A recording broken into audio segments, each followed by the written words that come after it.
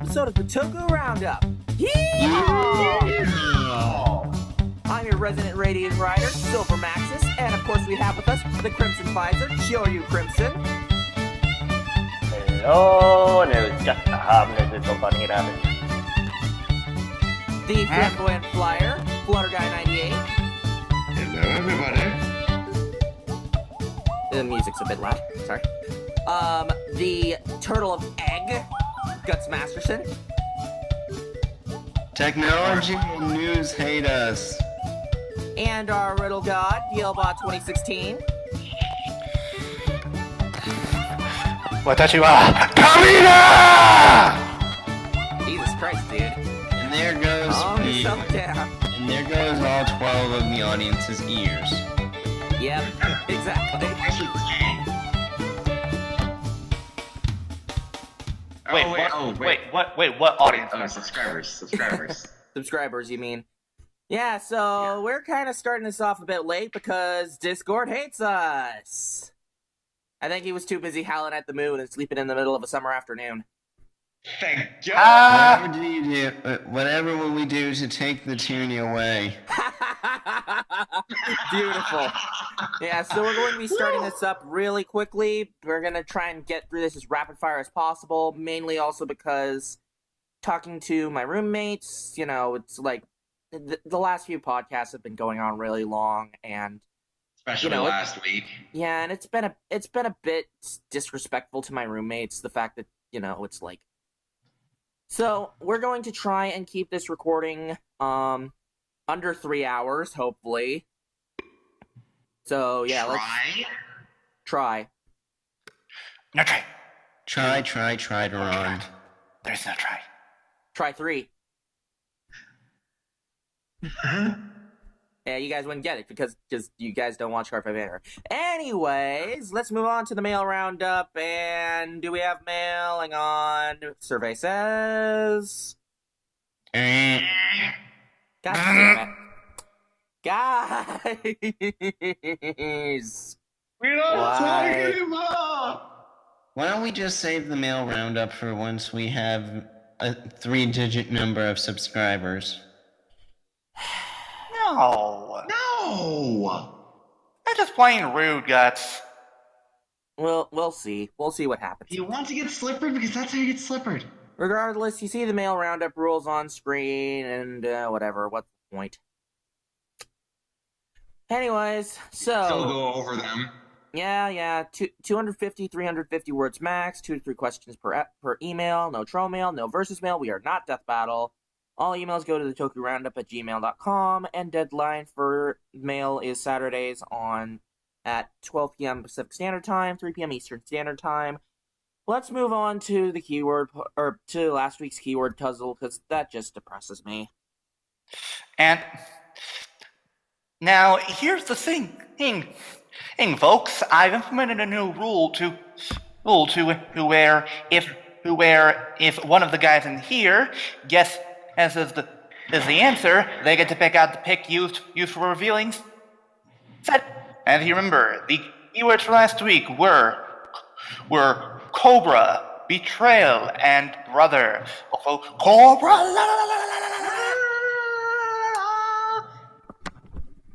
Grabbing the Joker memory. Oh, come on! Slot. Yeah, Dioma, you used that. Actually, wait, nope. Flutter did it too. Grabbing the Cyclone memory instead. Hurricane Snipper! Thwap, thwap! Ow! We regret nothing! You're lucky I don't do a Mildred and thwap you multiple times in a row. Yeah. Also, Curie's muted for some reason. That's unfortunate. Family. Family. Can't Also- live with them, can't live without them. Silver. Yes. Since you just used the Cyclone memory skill, Yes. how many critical triggers did you draw?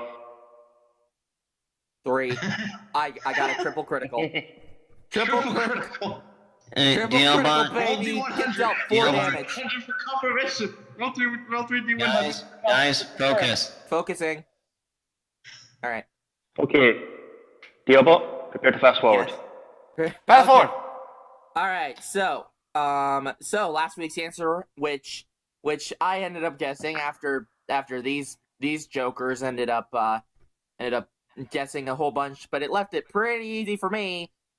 Ryan from Power Rangers Lightspeed Rescue, aka the Titanium Ranger, aka Saban's only attempt at making that is their only attempt at making an American exclusive Power Ranger, because all the other times that did it was Disney.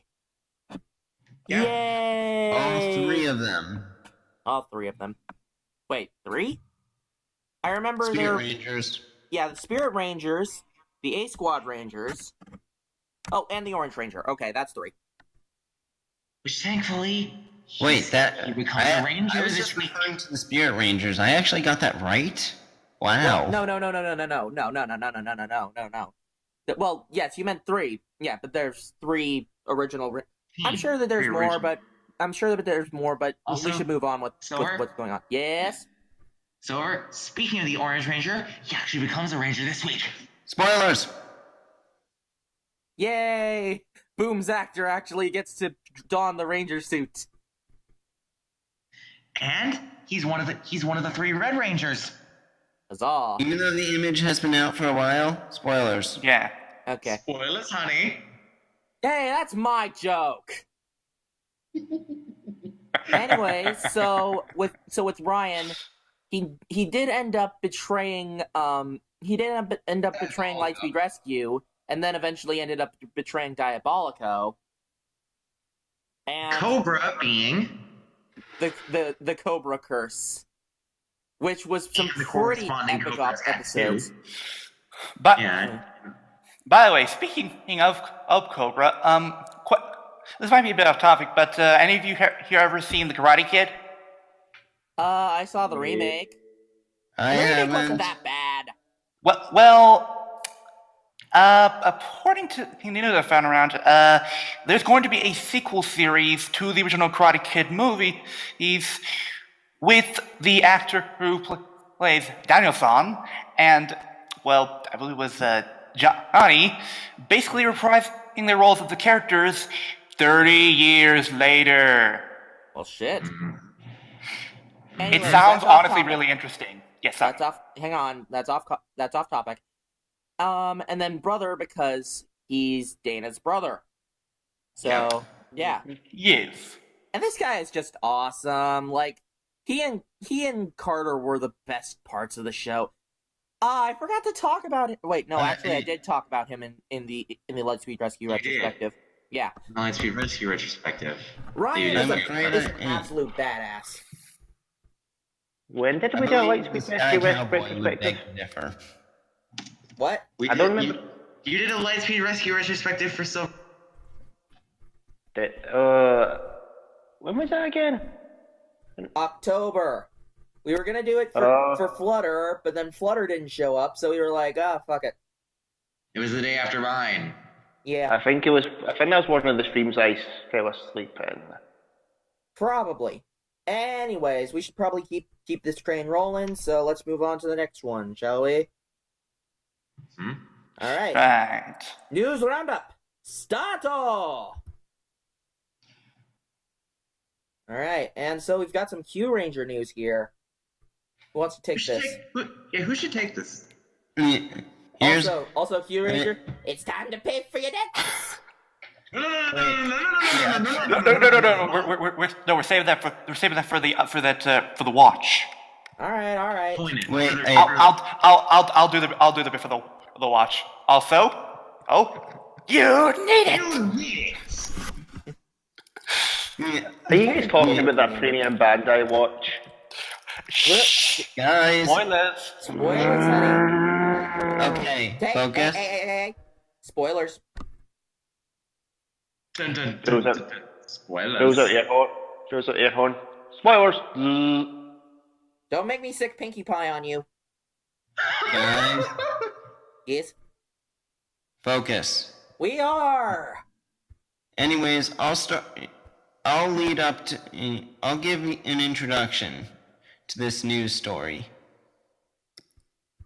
Did you hear about the... who here has heard the joke about relegating information on the side characters to side material? Me. Me. Me. Sigh. Me. Hello, hello, hello. Hello. Oh no, boom. Now, yes. Should I just take this story? Yeah, just go ahead. Just basically say that it's Balance's backstory and let's give... It's like I want to have some time for just witty banter between all of us, but you know, we do need to keep the train rolling. Okay. That's what the movies are for. Let me try and do the joke here. Hey guys, we're getting backstory beyond balance. It's a Naga, That's good. but it's only available via manga and a drama CD. That's bad. Eh. Can I go now? I mean, at least we're getting something. Yeah. Yeah. At least it's better than nothing. But that's just goes to show. That's just goes to show you what when You're coming in very muffled. Yeah. Me? No, Kyoryu. There. Much better. Also, thank you, Kyoryu. Thank you for the Pinkie Pie picture, Kyoryu. Anyways, remember the days when you'd get your material on the supporting characters in the actual show as opposed to just relegating it to side material? Pepperidge Farm remembers. Boom, joked out. What? They used to actually care about other characters besides the Red Ranger? What? No. Unfortunately, those days had their own set of darkness. Yeah.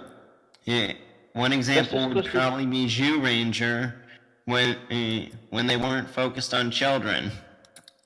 Anyways, continuing on. I think we covered that story enough. All right. Yeah. Well, we'll say when the stuff's getting released, and then we'll move on. Let's still go with it. Still take it. Oh yeah. Okay. Audio CD, manga by the concept artist and character designer for the Sentai Masato Hisa. And it will be and the audio drama Blu-ray box set will be released on December 6th. Honestly, seems interesting. I'm pretty sure that stuff would be sent to what's it? That stuff will be posted on YouTube most likely, or maybe not YouTube. And of course, the audio drama includes Takumi Kizu voicing Lucky, Yuki Ono voicing Balance, and Taiki Yamazaki voicing Naga. Oh, Balance, great pair. Actually, did you guys know that the current villain of the villain of the current season of Cardfight Vanguard is voiced by Balance? Yeah, really? Yuki Ono? No shit. Yuki Ono voices one of, like, I'm guessing he's the boss because he's been acting like he's the boss of, but basically the boss of the Apostles, Gastile, is voiced by Balance. Yuki Ono. Speaking of Balance, guys, should I tell them about Yuna? Yes. Real quick, Silver. There was actually a small fan dub of We Are basically Super Sentai. Yes. Okay. Which should we have those guys as our plug for next week? Sure. All right then. Anyway, well, they did a sort of fan dub video with basically the debuts of each U-Ranger, and you would not believe who they got to voice Balance. Not just Balance, but the Seiza Blaster in general. Who? Masako X. Oh shit. And which could mean that he's a fan of Super Sentai and Toku in general. The jury's still out on that because no one's been able to find out for sure if he got paid to do that. Yeah, it's like he might have done it. But honestly, for the money. I don't think so, because Moscow has usually been the kind to stay in his wheelhouse with things that he honestly likes to do, like he likes stuff for. And and act as a freelancer, Nice. like for DBZA and Anyways, such. Yeah. I think we're done with that. Yep. Moving on to the next topic. Who's got the next one? So I'll take this one. All right. Go right ahead. This weekend at the Association of Southeast Asian Nations Summit Gala, a certain Filipina J-pop singer returned to her homeland to perform. Be the one. All right. Well, in this case, she Beverly. As she revealed with CNN Philippines, she was very nervous while she was very honored to perform in front of world leaders and members of the Association of Southeast Asian Nations. Wow. She performed 2 completely original songs, which were Ima mo Anata ga and her latest single, Future. Future. I can sing the Future. Okay, I'm done. I'm sorry. I had to make the Squidward reference. Oy. I'm sorry. The reason that she was even considered to perform at the summit was due to meeting the Philippine president, Rodrigo Duterte, during his visit to Japan when she was invited by the Japanese First Lady, Akie Abe, to perform. She also talked about learning Japanese due to not being a native speaker, as well as the fact that she's established a career in the country. Finally, she hopes to release more songs in her homeland. From all of us at the Toku Roundup, congratulations, Beverly! Congratulations, or whatever we need to say in the Philippines language. Or would it be the Japanese language or whatever? Omedetou! Omedetou! Subarashi! Funny you say that because we did have a birthday this weekend. We did have a birthday yesterday. Oh yeah, right. Moving on. Happy birthday, Easy Rider! Subarashi! Subarashi! Omedetou! Subarashi! You know that button's gonna be pushed when we get to Toku Rips this Sunday. You just know it. Of course. But yeah, it's like Easy's been a big influence on all of us. I mean, hell, he's a part of RBT, and he's the one who brought us all to. Silver. I am talking. Let him speak. Let me speak. I want to, but it's already. Oh wait. We're fine, Guts. Sorry. 4:00. I forgot for a second that you meant 4 o'clock on your end as opposed to my end. I am Pacific time, Guts. Yeah. Boy. Hey. Guts. But the point is, you were the one that said we want to keep it focused, and I know. We got 3 hours though. Don't worry.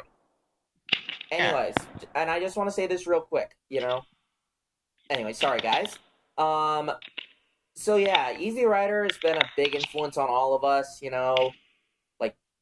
I first found out about RVT by watching Toku Time and kind of getting pissed at Easy hating Decade because I thought Decade was a alright character. And maybe like in December or January we could have Toku Time be our plugin. Yeah, shit, totally. I remember in the first email that I actually sent to them, I was like, "So who would win in a fight, Kamen Rider Decade, or Ultraman Ginga?" And Easy, if you're biased against Decade, I will Zenrin shooter you to the moon.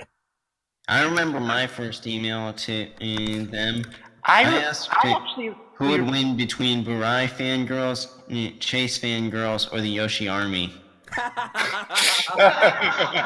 Beautiful. Although we all know who would win in that case. Because the Yoshi Army is strong. Mm-hmm. And they eat melons. And also, Oh wait, sorry. Guess what? Easy scored himself yesterday. What? In a SNES SNES Classic. Nice. Jinx, you owe me a soda. I don't do that. Anyways, should we move on to the next story? Yeah, moving on. We've talked about Easy like a flying thing does. All right. Anyways, so we've got some Gotcha Man news. Gotcha Man. Remind me, what's this movie supposed to be called again? Infinity Force. Farewell, Gotcha Man, my friend. I can't resist, but that's what it takes to be infinite. Okay, stop. No, that's enough. Shame on you. None of that. Oh, come on! That's a good song. I prefer Fist Bump. Yeah, I do too. But Infinite's a fairly good villain song. Yeah, Sonic Forces. 'Tis a shame that you played it too safe. And when you play it too safe, and you try not to reach for the sun, you hit the ground. But we'll talk about Sonic Forces some other time. Hey, I still honestly want to get that game, regardless. That's because the lot of making your own character in a game always pulls me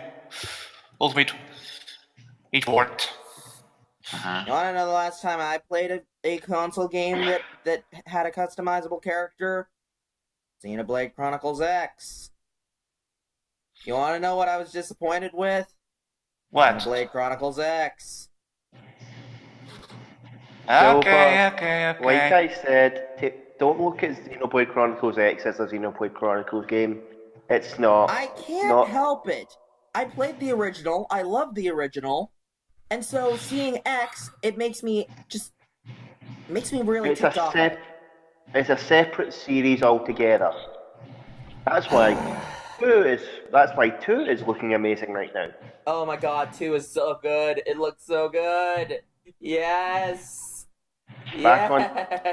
Right, back on topic. Shall we get on with it? Yes, get on with it. Get on with it. All right, who wants to cover this one? Actually, Sora, you should. Okay. Let me look at it. It does focus on anime, though. It does focus on anime. Yeah, so why are we covering this? It's technically live action. Oh, it is? Tokusatsu, technically. Wait, it's live. Yeah. Oh, so we're gonna have another live action Gotcha Man movie? Oh Live god, action, but no. It's animated. It's half and half. Half and half? Okay. How double? Anyway, so Tatsunoko hasn't proven to be evil yet. yeah. So we have official images for Infinity Force Farewell Gotcha Man, my friend. Shochiku, yeah, I think that's pronounced right. Yeah. Is distributing the film, and original voice cast is reprising their roles for the movie. Viz Media is distributing it throughout North and Latin America, as well as Oceania, and it will be coming out February 24th, 2018 in Japan. We also have a new trailer, or a new teaser. Nice. Which gave us the information. Also, Mildred, thank you. What? Pictured. Discord server room. Panic. And as teaser came panic. Panic. Was that really necessary for this show? Yes, because technical difficulties. Yes. And it was during the time we were actually supposed to be starting. Well put, Mildra. Well put. Shout out to Mildra the Monk, everybody. He's a cool guy. Give him a round of applause. Yeah. Yep. Hell, I could say that he's a mushroom. Because he's a fun guy. Boom! Yeah, but you still have those weapons, right? I feel like Mildra's gonna Dave me if he ever watched this video. Have them with me. sadly. None of Silver, you you are better. okay, none of you are to tell Mildred that I said that, because he will slipper me to oblivion. Or, well, Dave me to oblivion. Silver, you better hope during your next drive you pull a couple of heal triggers. I need a burn heal. Better have burn heal. Anyways, moving on. So, who's got this next one? Let's have DL take this. Alrighty, deal box. Alright, so what? Alright, so we have, Oh, goody. More overrated bullshit. okay, Silver. Okay, guys, one of us needs. Question: does Kyoryu Red Brave ever achieve Carnival? No. I don't know. Is he just as much a Gary Stu as Daigo?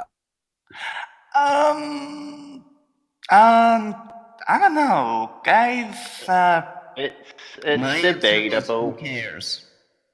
Alright, fine, then Kyoryu Red Brave, I don't know what the fuck your name is, probably something in Korean. Brave Kyoryu Red. But yeah. But yes, you get a pass. We're gonna pass. Well, in Korean it's like Dynaforce Brave Red or something like that. Yeah. But I meant like his actual name. Yeah. What is your name? It doesn't matter what your name is. It doesn't matter what your name is. Boing! You get flung into the abyss because you did not answer the first question. Well, his actual name is. By the way, on. Okay. that's a stupid name. It's Korean. Korean names are different than Japanese names. I know, but if they were going to adapt this, they should have at least bothered changing the names. It's a sequel series, not the actual show. That and Brave Gold Dino, and then Brave Gold Dino is his brother. I know. I'm just saying when they dubbed this, they... News. Anyways, Yeah, let's no. continue. Right. So, a group called Shushuto Scrubs has released Dino Force Brave and Judah Sentai Kyoryu Brave in a dual audio format, which I believe means that you can basically you don't have to have separate downloads for each episode and basically have options to choosing between the original Korean dialogue and the Japanese dialogue. Am I right? Yeah, that's about the size of it. Cool. Or you could just or it could result in you downloading one file which allows you to switch between the Korean dialogue and the Japanese dialogue. I just said that. That's what they're doing. Which is pretty cool. But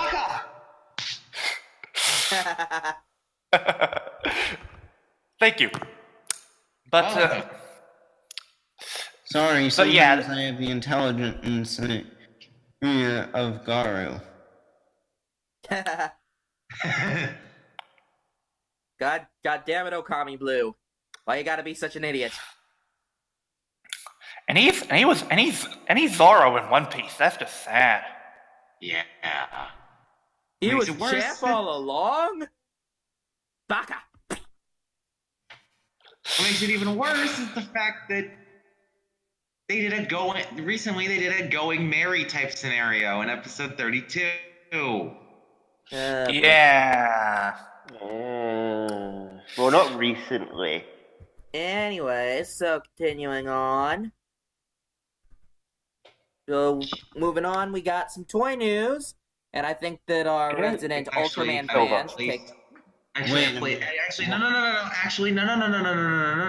Place this in the wrong area. Yeah, I didn't play. I don't know why it's there. Wait, what? Silver. Yes. Wait, I have a little joke to make about this. No, guys, we placed that at the end. Remember? Wait. That's why I put it there. Hold on. hold on. Shouldn't the crossover thing technically be in the actual news since it's a game, kind of? Or no? No, that's an anime. Oh. Alright. Then why is it labeled under Wait, toy? let me do it. Let me do it. I've got it there. Silver, to make one joke about that thing, about the Dino Force Brave thing, about the Shushuto scrubs. Shushuto Sanjo? Yeah. They can't do this all on their own. Shoot Makiyoko Yukino Hurricane? Ninja Sentai Hurricane. Kazenai. Anyway, Ninja. Okay, we're getting on topic. Okay. Yeah. Yeah, okay, we're getting off topic. Usual, so Kyoryu, care to take this one? I shall. I'm actually surprised this isn't in the actual Premium Bandai news segment. However, you need it. So you guys remember when we were talking about the Splendor and Agulator Premium Bandai items from Ultraman? Yes. Yes. We have some more information on the toys, specifically how they're going to work. The Splendor has a 5-colour LED, which can alternate between a standard blue, white, yellow, red, and purple. Now, the Agulator itself is the more simple of the two toys. The Splendor is. The Agulator, however, has a few extra features. While it only has a 2-colour LED, which is blue and white, it can actually do what it does in the show and flip around the wrist to do the kind of more show accurate transformation compared to the original toy, which was just a big clunky piece of plastic. Ah, cool. Of course, they can open up and extend their wings in the case of the Agulator, and they have some attack sounds and some voice clips from the actors, I believe. Very cool. Normally they will be released, they'll start to ship in March 2018 and is priced at 9,936 yen or $87, which is good. What does the scouter say about the yen level? It's over 9,000! Now, We are such Damn it. Hashtag for those wondering why I am not doing my usual Scotsman rage against Premium Bandai, this is a good price for this. This is a good price. This is a good price for this set, considering that one of them. It's relatively the same price. Yeah, for one of them, the original toy. No, you can't beat my Scotland rage. I don't wanna be a furry. No. No. No. Oh, come on! Little Karibo's awesome. Silver, Amazing. just be glad I can't be bothered to go and grab my hammer shot. Oh, come on! I was making a reference to Little Karibo, not Lady. Well, I guess it is Lady Gaga. Not Lady Gaga. Yeah. What? Oh, hashtag fun. What? Anyway. Okay. Give me a second, guys. Okay. Siska Scotland rage, Scotland rage. Mama, nya nya nya nya.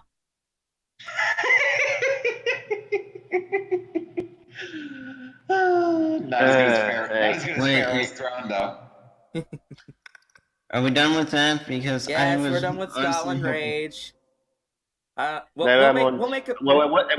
It wasn't really Scotsman Rage. That comes later. Premium Bandai. Fair enough. We'll save the song for then. But now I kind of want to make a parody of a parody of Lil Karibo, which is Scotland Rage. Well, technically, Lil Karibo already made a parody of a parody, and that turned out really good. How so? Naruto. Oh. The Naruto bridge where he takes like A bridge parody show. Mm-hmm. With Dan Green. Dan Green. Anyways. Dan Green, real name, no gimmicks. Anyways, so do you want to take this next one, Kyoryu, or since it's also Ultraman news, or should one of us take it? Well, it is Ultraman news, but I don't know anything about the Otsumatsu guys. I know nothing. Okay. I watched a bit of the first episode of the new series thing, but I just got bored and stopped watching. Well, does it mean anything? I've been trying to catch up on G. You know, I'm finally episode 7. Alright, deal about you take it then. Okay, so this is like what the Omatsu thing? Yeah, Omatsu an Ultraman crossover. Okay, Why do they all look like the human character from Doraemon? Good question. The answer is yes. Is it drawn by the same person? Might be. Would make sense. So apparently, also Omatsu and Ultraman are having a crossover, which basically is going to result in Japanese shops selling merch for the Matsuno siblings, but with Ultra and styled hoodies, and various supporting characters of the Ultra franchise, including kaiju and such. Blah blah blah blah blah. Do you really care? It's not for America. Merchandising. Cares. But honestly, this is less weird than the time Ultraman promoted Toyota. Hey, I mean it's better than Godzilla promoting Sanrio or Godzilla and Sanrio thing. Hey, I actually like that. That actually turned out cute. Plus, there was one time where... I think what turned out cuter was the Animal Crossing Sanrio stuff. Plus, I read that there was a time where all 6 siblings fused together to become one giant Matsuno. What the fuck? Okay, moving on. Let's get to some stuff. We have the Shinkucho Seiho. Oh yeah, Shinkucho Seiho Kamen Rider W Fang Joker. Also, wait. We have a certain theme to play. Guys, we're not doing that. Actually, you know what? Yeah, it's probably best because Jason and already got taken down for copyright. Don't think we want to take that risk. Yeah, we don't want to. You don't want to take a copyright strike, guys. We're already pushing it with the Puzzle Plank Galaxy.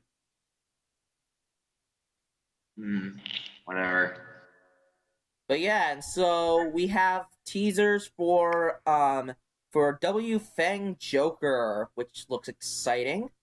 It'll most likely be released in 2018, but from seeing the images on screen right now, it looks really freaking cool. Then again, it's Kamen Rider Fang fighting Joker. It gotta look cool. Yeah. You ever dance with the devil in the pale moonlight? God damn it. Oh yeah. Oh, yep, that's actually a very good segue there, Flutter. Yo, Kyoryu! Hey, Kyoryu. No.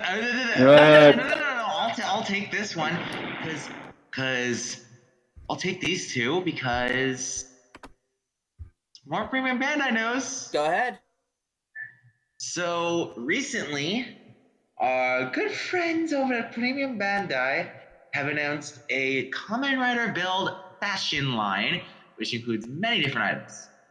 Firstly, Ryuga is getting his own shirt. Oh, I placed them in the wrong order. I mean, it doesn't really matter, but you know. It says keep your mind /be open window /every day. It has an embroidered dragon on the back.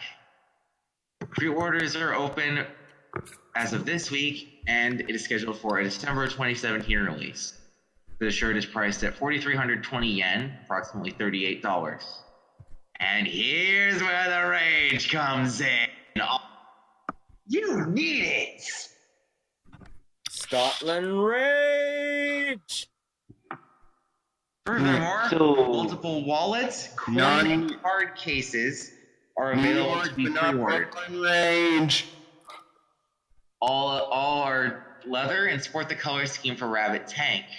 They're all scheduled for a March 2018 release. Ooh, can I say the prices? Go ahead. Let me just say this right now, folks. None of these are going below 9,000 yen. Coin case, 9,720 yen. Card case, 10,800 yen. Key case, 11,340 yen. Bifold wallet, 17,280 yen. And the regular and round wallets at 19,440 yen. Which approximate to very close to... Sorry. Which approximates to very close to $86 for the coin case. The card case, we don't have an approximation for. It's about 100. I'm just gonna say that these are going to be priced around between $80 and $180. Yeah, that's my God. Premium let me continue. The bifold wallet is can't beat my, you can't beat my Scotland Rage. Premium Bandai's really stupid. Anyway, the bifold wallet approximates to $152.86. The regular and round wallets approximate to $171.97, and the regular and round wallets approximate to $171.97. There are also 2 shirts focusing on Build Rabbit Tank, which just say, "Are you ready?" in black and white. Are you ready? No, I said, are you ready? I said, "Are you ready?" Agane no Moon Salto! Rabbit Tank! Yay! It's over the thousands in attendance and the millions watching at home. Oh, let's get ready to best man. Anyways, Tokyo, you may continue with your Scotland Rage. They will be released in black and white. They will be released in December and are priced at 4,212 yen each, which combined is 8,424 yen, which approximates to $37.46. But 37.46. 37. Flutter, are you doing calculations? Approximately 72,000.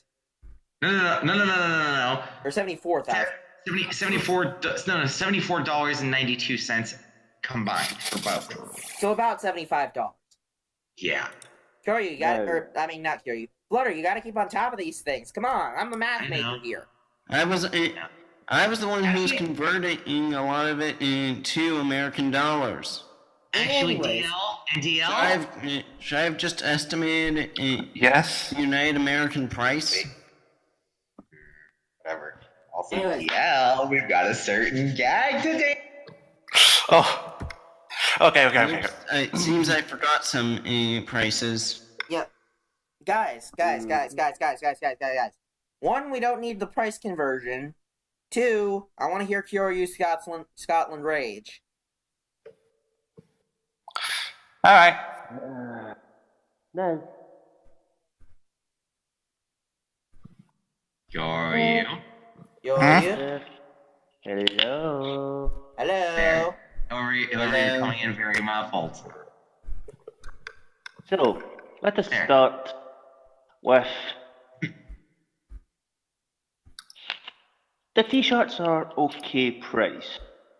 I'm fine with that. Now we get, the coin case, $86 to hold pennies? No. The card case, if it was a deck box, maybe, because I'd like a Kamen Rider deck box to hold my decks in. Shit, that would be amazing. Hell. Now, 10,000 yen odd for the card case. Okay, $100 to hold your credit cards. No. It shouldn't be You black. can't. The key case, near enough another $100. Who needs a key case? What the hell is a key? What are you going to put your keys in and shove in your bag? Then there's the wallets. Oh god, the wallets. I'm calling bullshit. Unless these wallets are made of gold.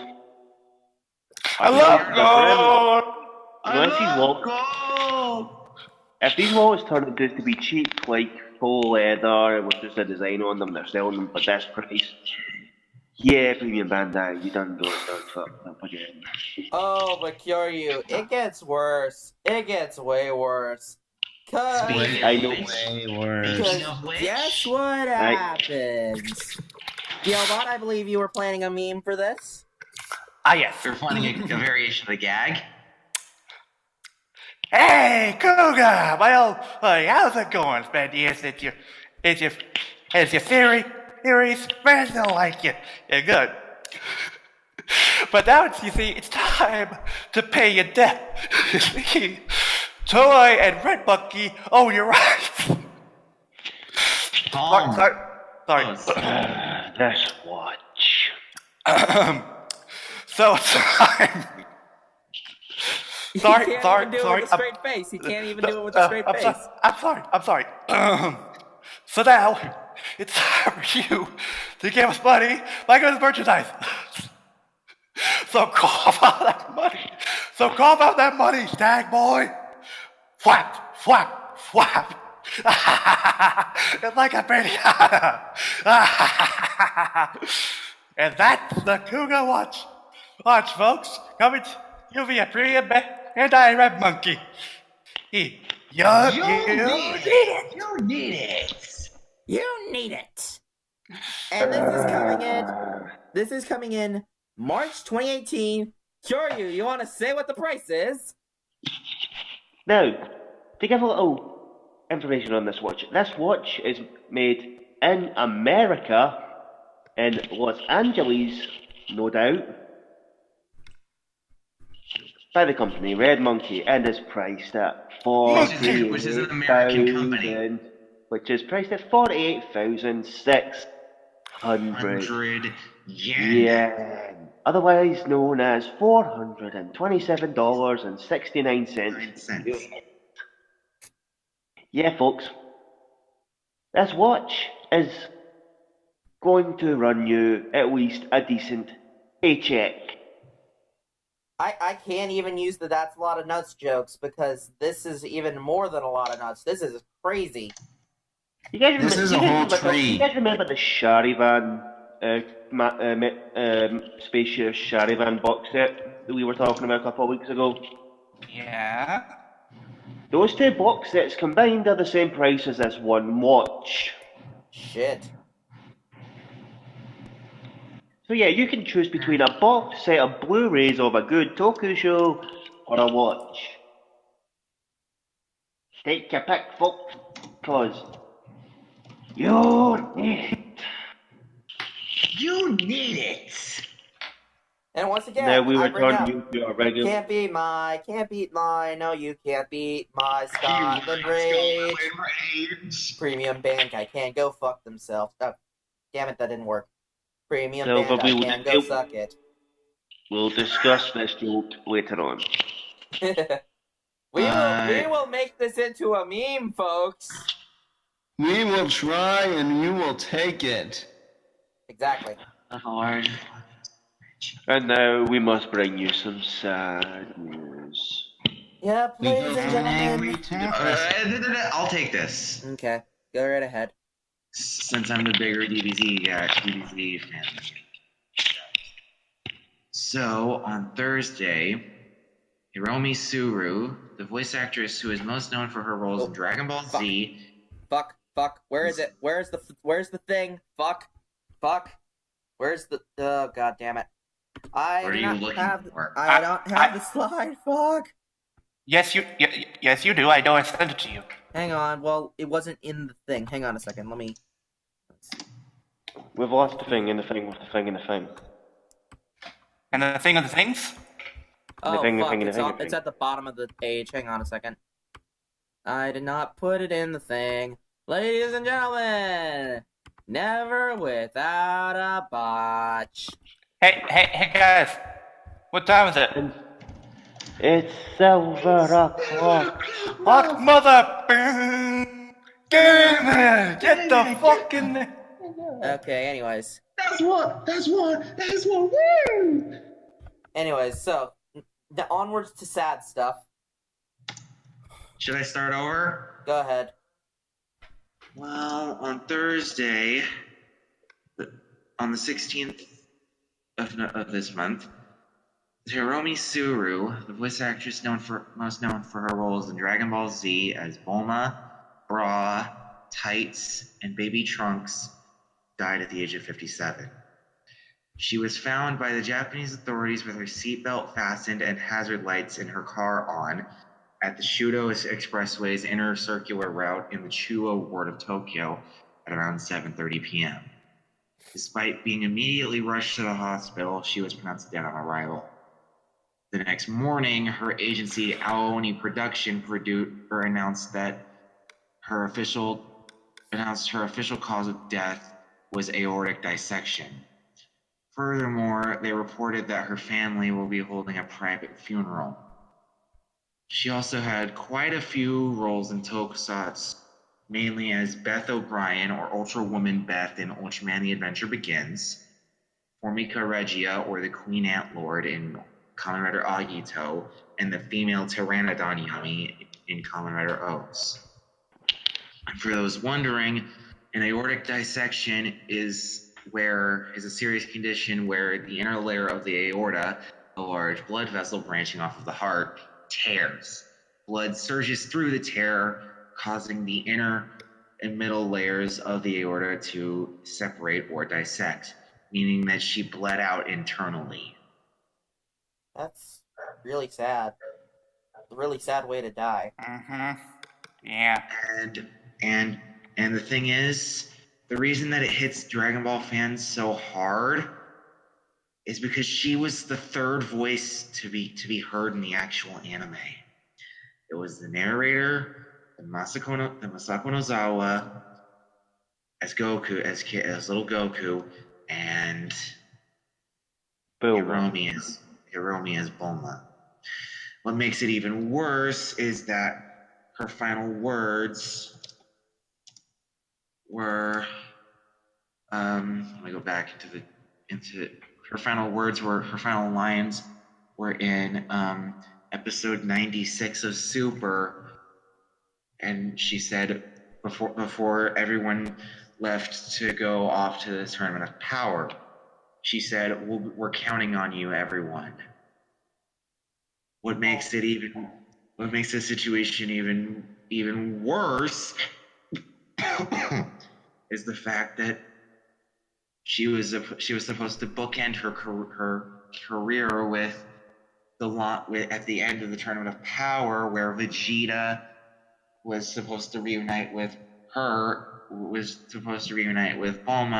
and finally meet his little daughter Bra for the first time. Thankfully,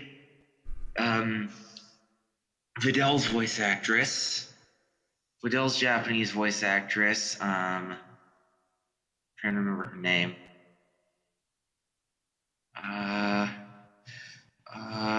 Yuko Minaguchi is taking over for Hiromi in the sub, while the dub she is still being voiced by Monica Rial. Mm-hmm. And since she was in Tokusatsu, we shall give her the 21 Tokugan salute. On Sunday. Mm-hmm. we can't. There's nothing we can really do about what happened or the people that were closer to her in terms of her work or personally. We can only really move on and keep going about our lives and enjoying the character no matter who's voicing her. Yeah. And now... Deaths in Toku are not a new concept to us. We have lost many people in our lives. But... this year. Well, yeah, not just this year, but in many cases. But, as a wise man once said, you gotta celebrate the life and live life to the fullest. Because while things might be tough at times, we just have to keep moving forward. Because no matter what, life goes on. New friendships are made, new paths are forged, and we carry on the legacy of these people. Oh. And now, for a moment of silence for the life and career of Isuru.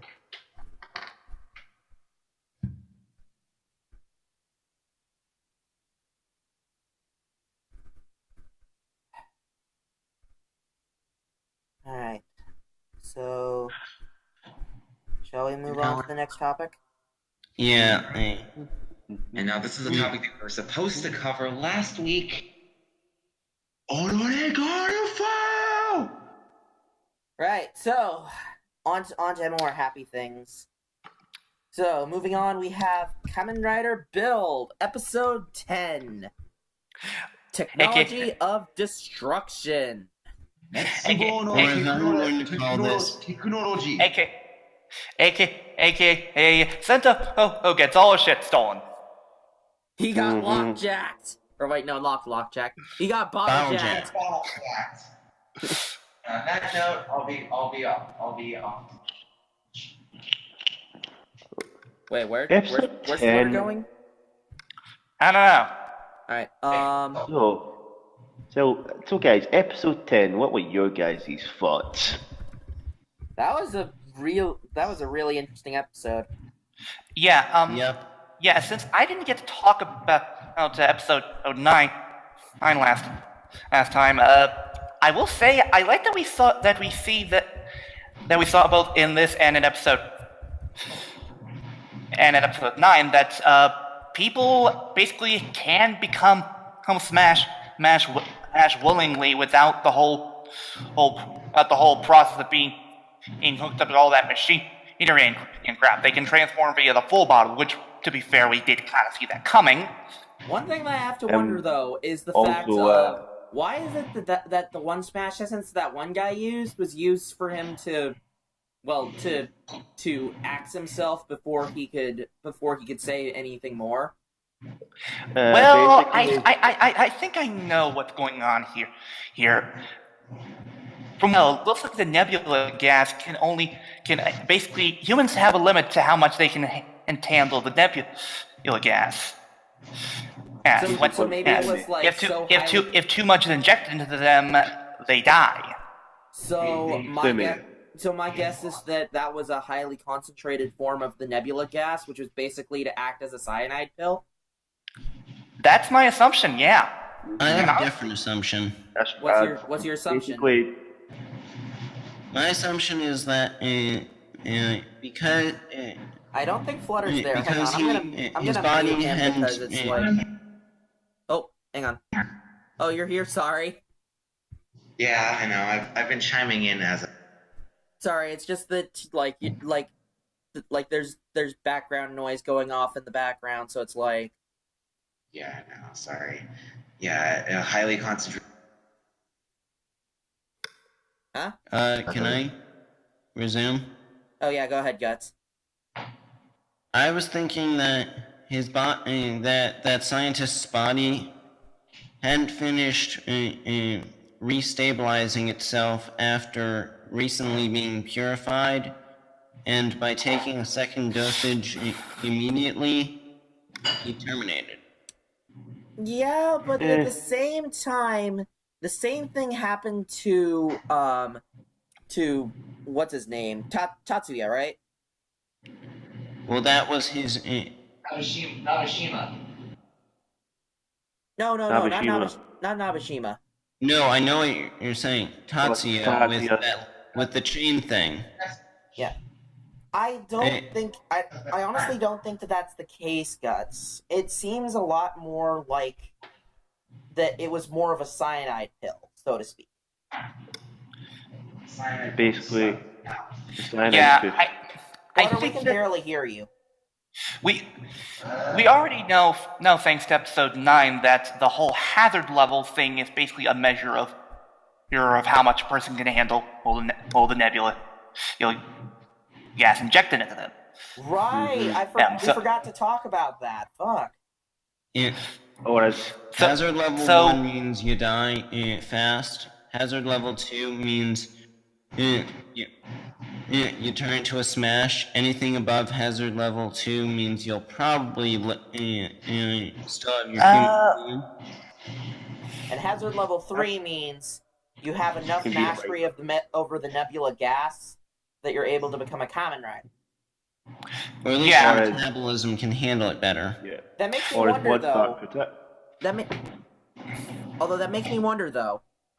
What are Bloodstark and Gentoku's hazard levels? Probably around the 4.0 margin, I believe. I'm not sure. Maybe they could be 3. Something tells me they're... Silver, you've got to think about Bloodstark says Centaur's at 3.7 and he's still not able to handle fighting against Bloodstark. Bloodstark is well into the 4.0 margin. Shit. Or maybe even in the 5s. Also, I think Flutter's having trouble with his mic because I'm hearing him softly in the background, but I can barely hear him. Can I just say one thing about this episode 10 and 9? Sorry about that. Speaking of Bloodstark, we may know who he is later. We'll talk about that later. But as I was saying, who here thinks Bloodstark's being at his best the past few episodes? He really is. And I think the person who actually, the guy who's voicing him, is really enjoying it. Yeah, I honestly do like the laid back attitude that Bloodstark has. It's something we haven't seen in many villains recently. Because he also shares his name with the Zeroth Dragon. Mm-hmm.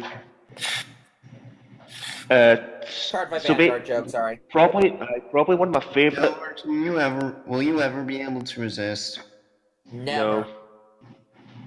So guys, as I was saying, probably one of my favorite lines from episode 10 is when Banjo comes out into the roof and Bloodstark goes, "Hey, what happened to the smash?" I kicked his ass. Really? No, literally. That's what the TV Nihon translation does. And said. That was amazing. And then Bloodstark's just like, Flutter, he just starts laughing. I'm just gonna mute Flutter until his issues are, or until his audio issues are handled, because it's getting a little bit much. Sorry, Flutter.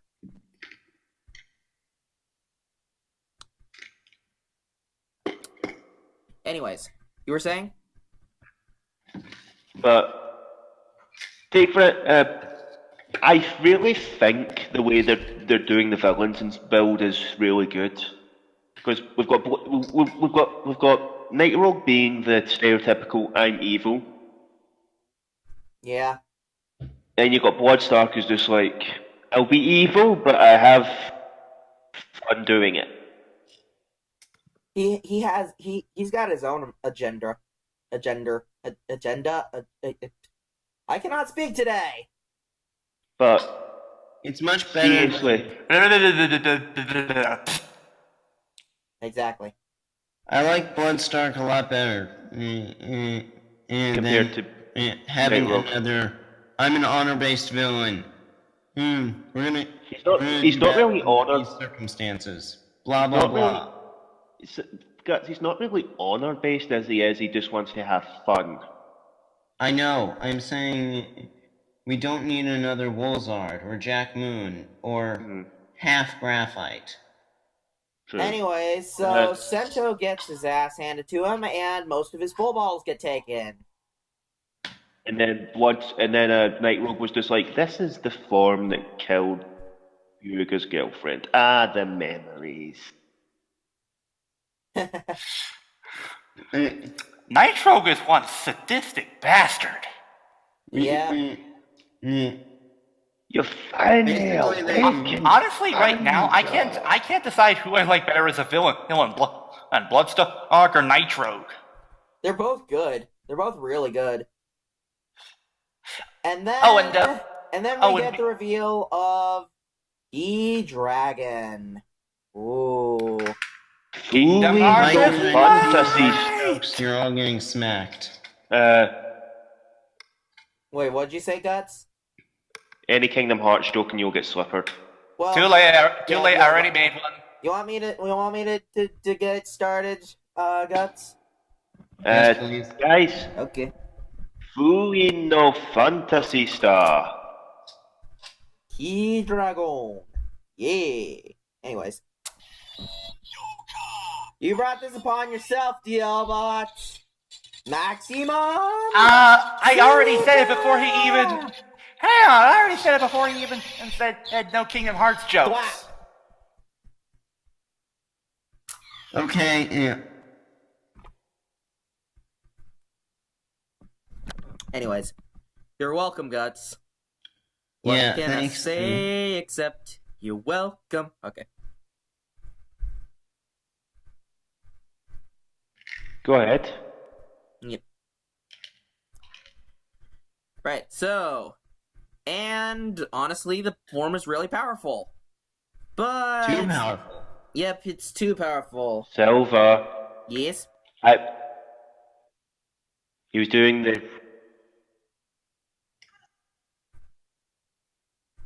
Doing what? Are you? Yep. What did you say? I was just saying Flutter was doing the transformation call, but... I'd say Key Dragon's power level could be in the 4.0 margin. That's why Sento's having trouble controlling it, because the Dragon Soul Bottle seems to be too powerful. Because, it allowed Ryuga to one-on-one a smash. I tried to see if Flutter was, or if Flutter had his audio issues fixed. Yeah, I moved my computer over. Okay, good. Sorry about that, Flutter. I already did the transformation call, so. Oh, you did? What's stuck in this episode, I believe, is... Also... Well, you were muted, Flutter, you were muted, so... Really? A little bit. Sorry about that. Yeah, go ahead. Do it again? Sure. Lock! Dragon! Are you... Best or wait, match. it's Dragon Lock, not Lock Dragon. Dragon! Lock! What did... Best match! Are you ready? Twin no Fantasy Star! Key Dragon! Yeah! No. Also, it's DL-Bot's best match. Yes. The initials are DL. Because the full bottles actually say DL. Yeah. By the way, so guys, what you guys remember in the episode where Bloodstark was shooting out the cameras whilst he was where he was by the box? What do you think he showed the Prime Ministers? I think I know what happened. Same here. Do you think he de-transformed? No. He most likely stole a piece of the Pandora box. Or no. I think I know what happened. Explain. He poisoned the Gentoku's dad when the cameras were off, and basically threatened the Prime Ministers, or saying, "Stay out of Faust's way, or this will become you." Oh shit! But the That would problem actually is, make sense. Goku's father didn't really start to, act up until they started confronting him about the box being stolen, which could mean it was just a stress attack. Delayed reaction. And remember, the one Faust lackey that was with them, it looked like he was trying to cover a smile. Oh. And then we cut to our Smash, who's still alive. Which, luckily, after a quick Voltec finish, he's taken care of. No, it was a Cobra break. Oh, right. My bad. I forgot. Cobra. Steam break. This is what happens when you watch the episode at the beginning of the week and then don't remember it till the end of the week. Mm-hmm. Yeah, I feel the same way. That's why I make sure to watch them the day before. Fair enough. Because TV on stuff. Anyways, we may know the identity of Bloodstark. Takumi Katsuragi. Takumi Katsuragi himself. Because did you see the way he reacted? Yeah, I'm gonna go on your limb here and say no. Because remember what he did with the reason is simple. It's too obvious. Yeah. But you did see the way he reacted when he revealed the ability to change Kawaii-san's face into Kawata-san's. Maybe change somebody's face to be but let me try to explain this to you, Scotsman. Remember back when XA was around and they were dropping hints and such that Parad was Gem? Except they revealed in episode 5 that it was actually Gem, or Gem was Den Kuroto, which called it. Yes, that's the thing I've sort of learned when it comes to Toku. If they give away obvious hints and such, it probably means it's a red herring. Yeah. The culprit is none other than Red Herring! God damn it. Was that a kid pop named Scooby-Doo reference? Yeah.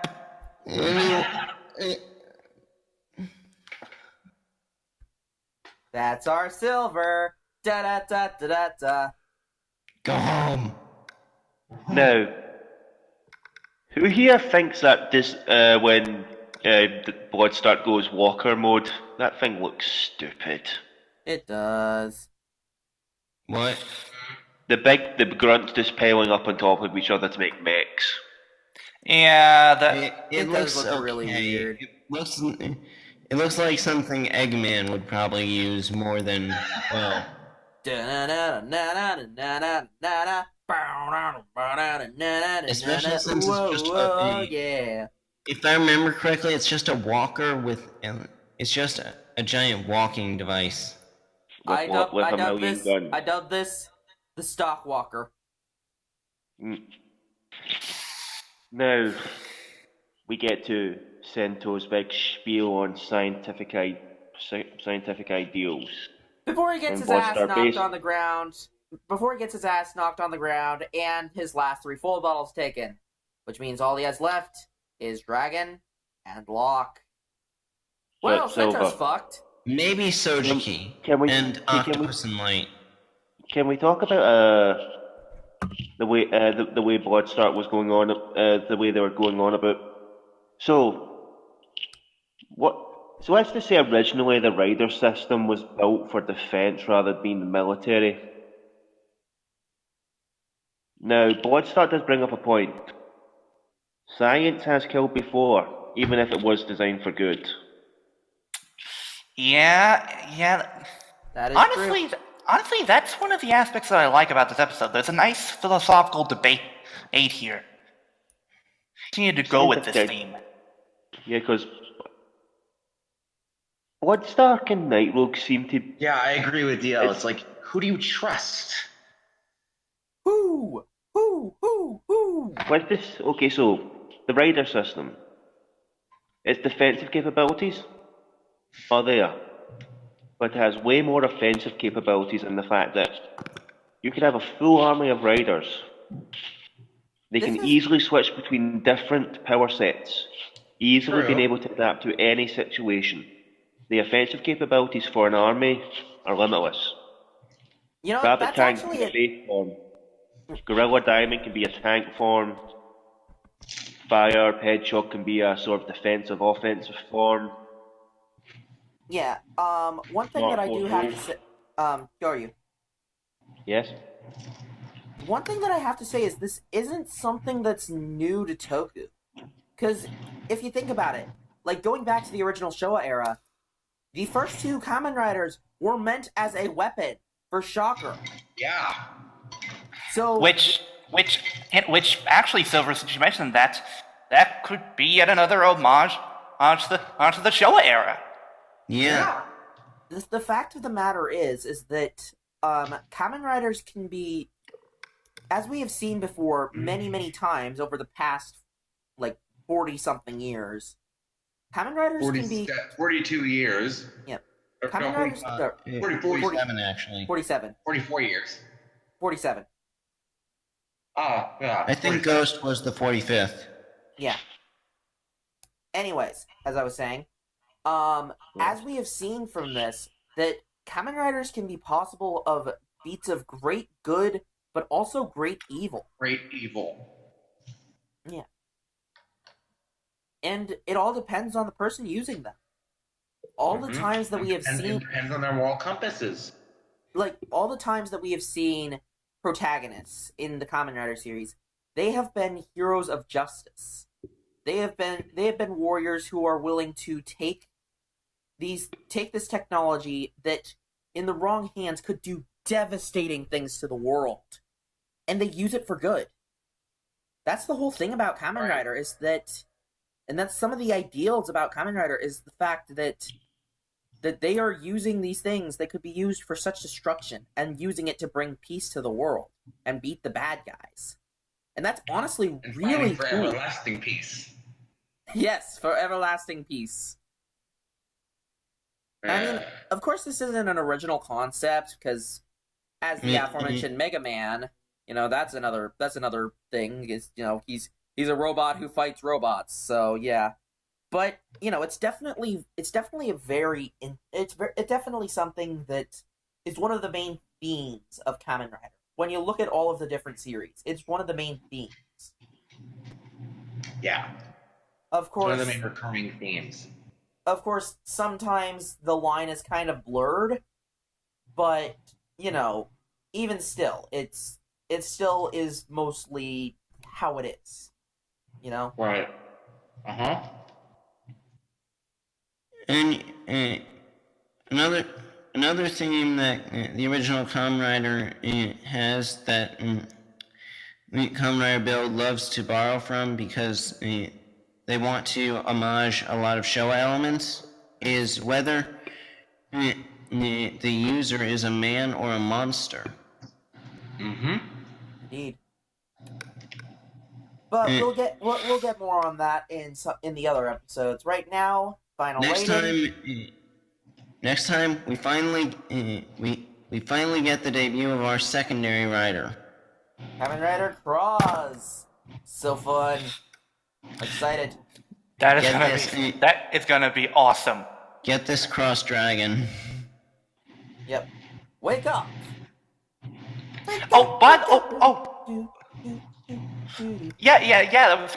Silver, I was gonna mention, and that's the thing with the wake up part of the Claws Dragon, is it could be an homage to two things. I'm reading lunch right now. Really? Number one is Kiva with the finisher, and number two, which you've already pretty much given away, Wake up, Kamen Rider Black the theme. hero. Do-do-do-do-do. No, I'm sorry, Black RX's theme. Whatever. Yeah. Yeah. And plus, Claw's Dragon's design being reminiscent of Doran. Exactly. Yep. It's definitely very interesting, to say the least. But anyways... But also, who could forget that picture with the evolution of Frosty? Yep. Anyway, so I give this episode an A. Same here. Oh, wait, hold on. That reminds me. that I thought about involving this episode is, I think that the reason that Bloodstock was basically doing his own thing was because what was it the chairman or whatever, or the one that Gentoku talked to at the beginning of episode 9? Chairman Namba. Yeah. Yeah. I think that what happened was Bloodstock was basically under orders to basically to kill Gentoku's daddy Dearest, and also to monitor the progression of Ryuga. Mm-hmm. Wow. Because idea. another one of Bloodstock's best lines in this films, this episode was, he was very, very, very ecstatic when Banjo got cancer to level 3.0. Yeah. As if he expected him to get it. Or he was looking forward to it. Finally awakened, Banjo. Now that you guys say that, And I have a thought. yeah, actually, hold on, Scotsman. That's sort of that line there definitely gives away something about Bloodstock's connection to Ryuga. He either cares very much about Ryuga's progression, or maybe he knew Ryuga at one point. Guys, can I say my theory? Sure, go ahead. Sure. Bloodstock is the one that killed Katsuragi, or at least set Ryuga up. Perhaps. Yeah, possibly. Maybe Bloodstock is, well, everything is going according to plan. Keikaku. Or Okay, Kakariko. wait, hang on. I just had a thought. What is your thought?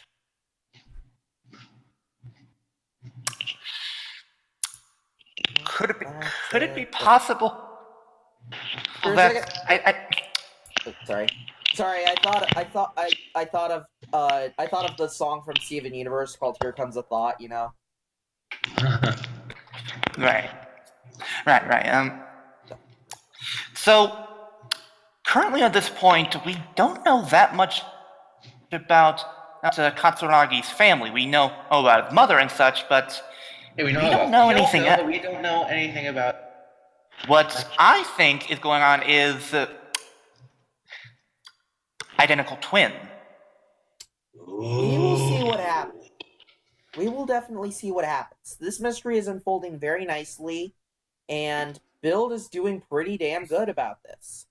If Katsuragi isn't Bloodstark, it's probably at least a relative or something, because if what the guy said is true, the only other person who could have known some of Katsuragi's work would have been someone who either knew him personally or family. We will definitely see what happens. We will see what happens. Yeah, anyway, other final ratings? What Sentai would most likely take in the form of in the next episode in the chat. Just because. Thank you, post. Is that? Suck. Dragon cleanup. I think Sojiki was also taken. It was. Line cleaner was also taken. Yep. Lion was taken, but did we actually see Sojiki get taken? I believe so. Hang on, not to worry. I actually have the episode, so I can pull it up real quick. Anyway, other final ratings for those who haven't rated it? Yeah, final ratings. An S from me. Ooh. Okay, let's see. Guts, rating? A. DL, rating? A. Are you rating? S. You already gave it an S. Oh, okay. And Flutter rating? Yeah, I'd actually give this an S, yeah. Not instead of an A, because God, this is done well. Yeah. Oh, timing! Your just uploaded his the third part of his core user review. By the way, afterwards. Yeah. By the way, Silver, you really need to check out Shin's review of Core User, because he paints it in a different light. We'll talk about this afterwards. Okay, and looking here, actually, Guts, you might be right. I'm looking here at the picture with the Pandora box panel with all the full bottles. Lion, I don't think I see Sojuki on there at all, or Lion. The only best matches I can see that are stolen here. I saw him taking. Here's the thing: I saw him taking Rabbit, Tank, and Lion. Was it near the end of the episode? Yes. Also, Okay. since we mentioned it earlier, Gentoku's dad's on death row. Which again, I honestly think is. Wait, no, that's not what I. No, I didn't mean death row like that. I meant he's on death's door, not death row. Death row is something completely different. My bad. Silver o'clock. What? Silver o'clock. Silver o'clock. Fair enough. Anyways, may we move on? Yes. We get to the introduction of Space Simba. Yep, so we have episode 37. Hang on, let me look at the episode title real quick. 37 episodes too late. Lucky. Seen again with his father.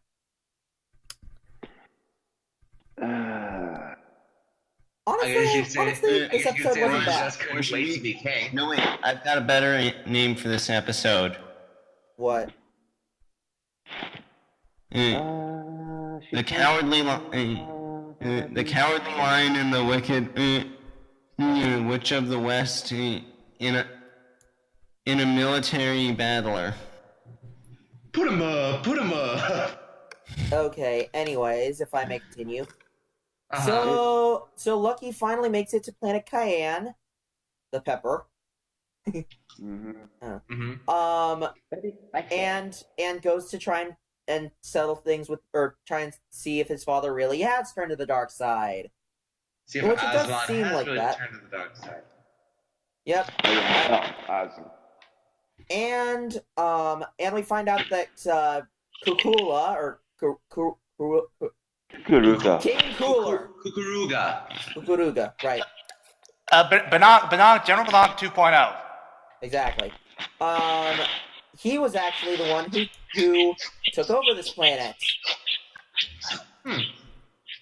Anyways, I'm just gonna go through this real quick because it was honestly a really fast episode. I mean, it doesn't make it a bad episode, but it was a really fast episode. By the way, something we forgot to mention involving Build is by the end, Misora found a listening device. Oh fuck. Oh. Right. Which means that now they'll think they'll be suspicious and realize something's up. Somebody bugged them. I think it might be. I think it Misora, might be Sawa. you got some explaining to do. Anyway, but guys, Q Ranger. Right. Yeah, Anyways. Back to the adventures of Space Mugen and crew. Right. So, Lucky gets his ass handed to him. Yay! Yay! I mean, while I do like Lucky, it is good that it shows that he's not invincible. And Lucky is going to get executed.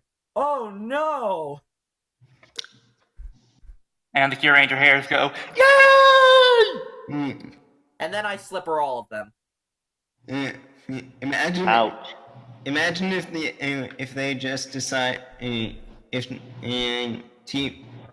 if Toei decided to end the episode actually on the cliffhanger of Lucky about to get executed.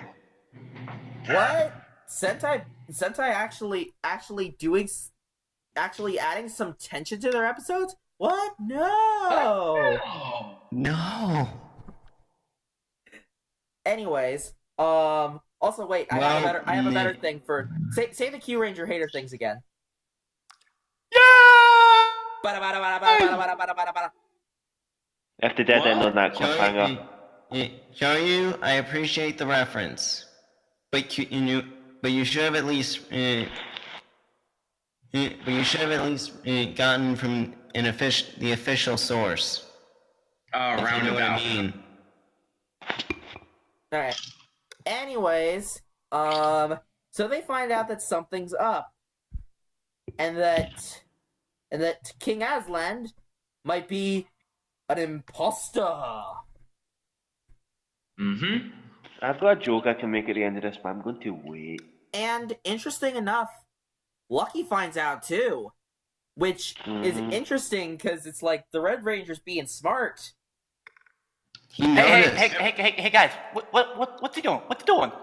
He's geniusing. He's geniusing. Indeed. And then we find out the sad truth. Kukurula killed Lucky's father. Yep. Hey, Lucky. You want to know a secret? I killed your father. I killed your brother, Eddie. I was making a Lion King reference. Holy shit, this is the Lion King. Kukurula. I told you. Kukurula is Scar. Oh my god. Silver, Actually, hell, look at the design for the guy. He looks a little bit like a lion. Shit, son. Yeah, but they're not related. And he has a scar. Yeah. Oh, He yeah. does have a scar. But yeah, Too bad he's not. Actually, you know what? Now I honestly imagine in the Power Rangers version that this guy is voiced by Jeremy Irons. is he the voice You of Scar? wish. Yes. Yes, the original was the Scar before his, and he had to be replaced with Jim Cummings. Okay. Yep. Be prepared. Anyways, and so Also speaking of Jeremy Irons, good. I can use every ounce. Ounce of your rage.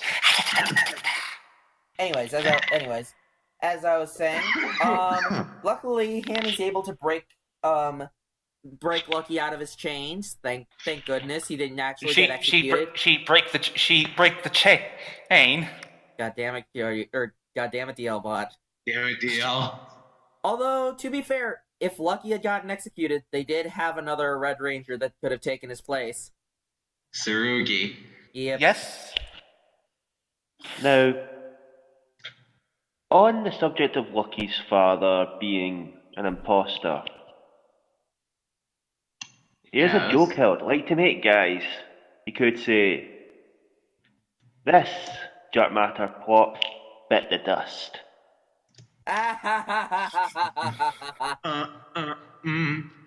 Another one bites the dust. Nice. Because this imposter for Lucky's father is made of sand. Yep. Because He's melting. Melting. Lucky doesn't like sand. It's rough, it's coarse, it's irritating, and it gets everywhere. DL-bot? Dave!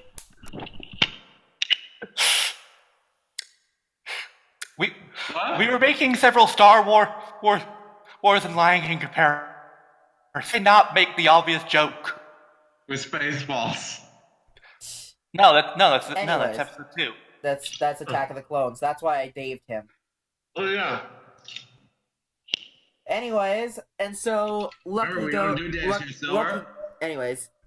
Lucky goes all Inigo Montoya on Kukurula's ass. My name is Lucky. Wait, I want to do it. Hello. Do it. My name is Lucky of Luth. You killed my father. Prepare to die. I love that movie. It is a good movie. It is a Same really here. good movie. Lucky's father was only mostly dead. Wait, hold on. No. Lucky's father was only mostly dead. Wait, hold on. Wait, guys. So you telling me that Lucky's down all this time was an imposter? Inconceivable! Inconceivable! You keep using that word. I don't think you mean. I don't think you know what it. I don't think you know what you think it means. I don't think it means what you think it means.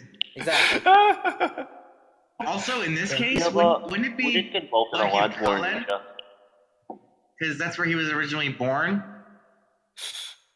Oh yeah, Lucky of Cayenne. You killed my father. Okay. Prepare to die. Yeah, Lucky of You know Cayenne. what? Yes? Would you like to get involved in a land war in Asia? Huh? Another Princess Bride joke. Oh! I don't remember that quite honestly. It's the one from. This is from the scene where There's they. two things that you should know. One is to never getting involved in a land war in Asia, and two is to never cheat or is to never play a game with a Sicilian when death is on the line. I put poison or I in think both it's- the drinks. What? Then you just put the poison in both the drinks, so no matter what, he drinks the poison. Yep. Mhm. Anyways, so Lucky gets his revenge, and he is crowned the new king. However, he cannot stay because he has a job to do. Uh-huh. So he appoints a rock. I got a rock. Not Wait, necessarily. Wait, hang on. His main gimmick is the frickin'. His main gimmick is it involves using a large predatorial cat. His father is killed, and he shrugs off the responsibilities as king. Oh my god, he's ripping off Black Panther. Yes! Oh shit! It is Black Panther. This is T'Challa. Except Ladies and gentlemen, worse, because Ladies and gentlemen, I propose a new nickname for Lucky. Red Panther. What do you mean, White Panther? Yeah, but No. T'Challa leaves No. people to run the damn nation when he's gone. He'll probably leave somebody in charge. Hopefully. He's not that much of an Maybe. idiot. Right. Also, we have a certain villain returning in this episode. Oh wait, no, that's next episode. That's the next episode. Anyways, I give this episode an A-. It was pretty good. Yeah, same here. I can't really grade it since again I didn't see the episode. Honestly, I just have to say is that for all it's worth, this episode actually this episode actually could have been a lot worse than this episode could have been a lot worse. So, to be honest, I personally think that it was pretty good. You know, Though honestly, one thing I will say is that when I heard about this whole thing, I honestly was worried that they were going to pull the classic, oh, his father was just pretending to be evil. He was a good guy the whole time. No, he's a fake. He's fucking dead. Lucky's now an orphan. Have a nice life. Lucky's now an orphan king. Have a nice life. I mean, to be fair, at least I feel like they handled this pretty well. I just realized something. What? You can make comparisons with Yusei and Lucky. Wait, who?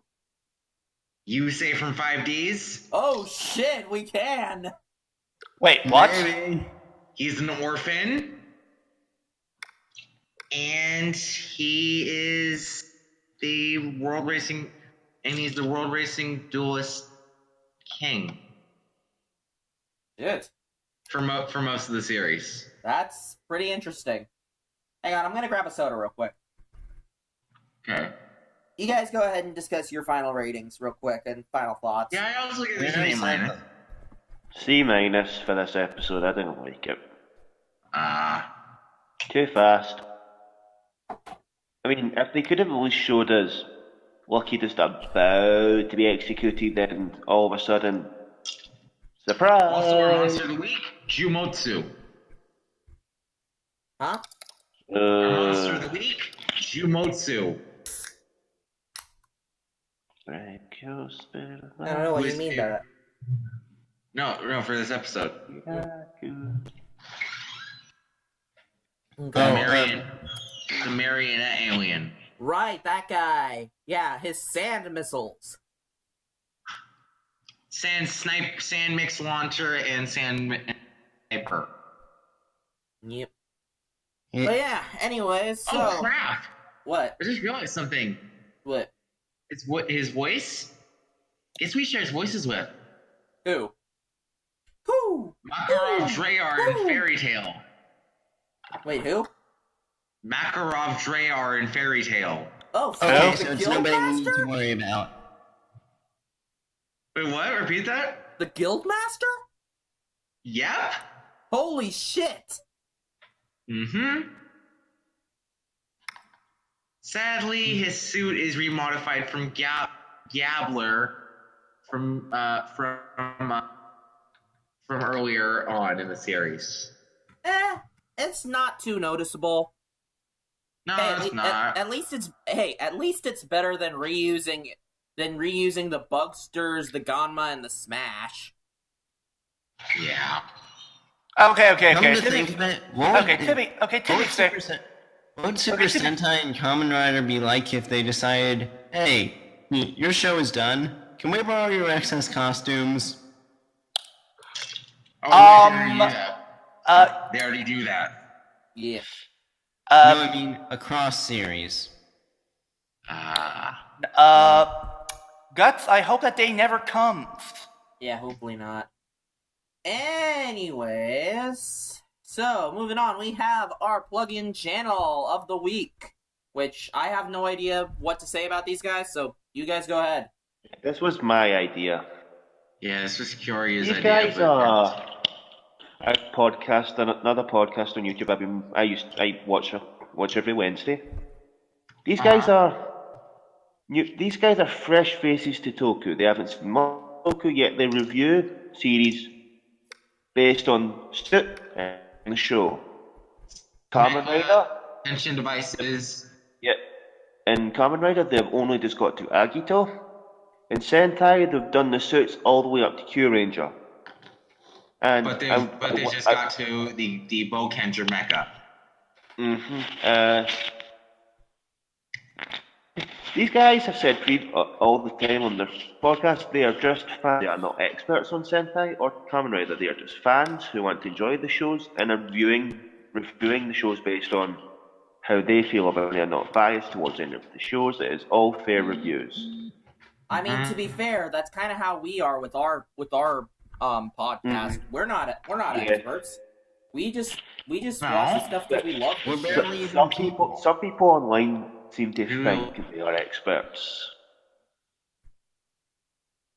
because some people like to believe they're special certain topics. But another fun thing about these guys, we're just experienced. Yep. We're not experts, but we play ones on TV. No. What's a TV? What's a Ryuki? What's a paladin? So, but to give you an idea What's a dino charge? how newbie these guys are to Silva. Yes. To give you an idea how newbie these guys are, when they did their Kamen Rider Agito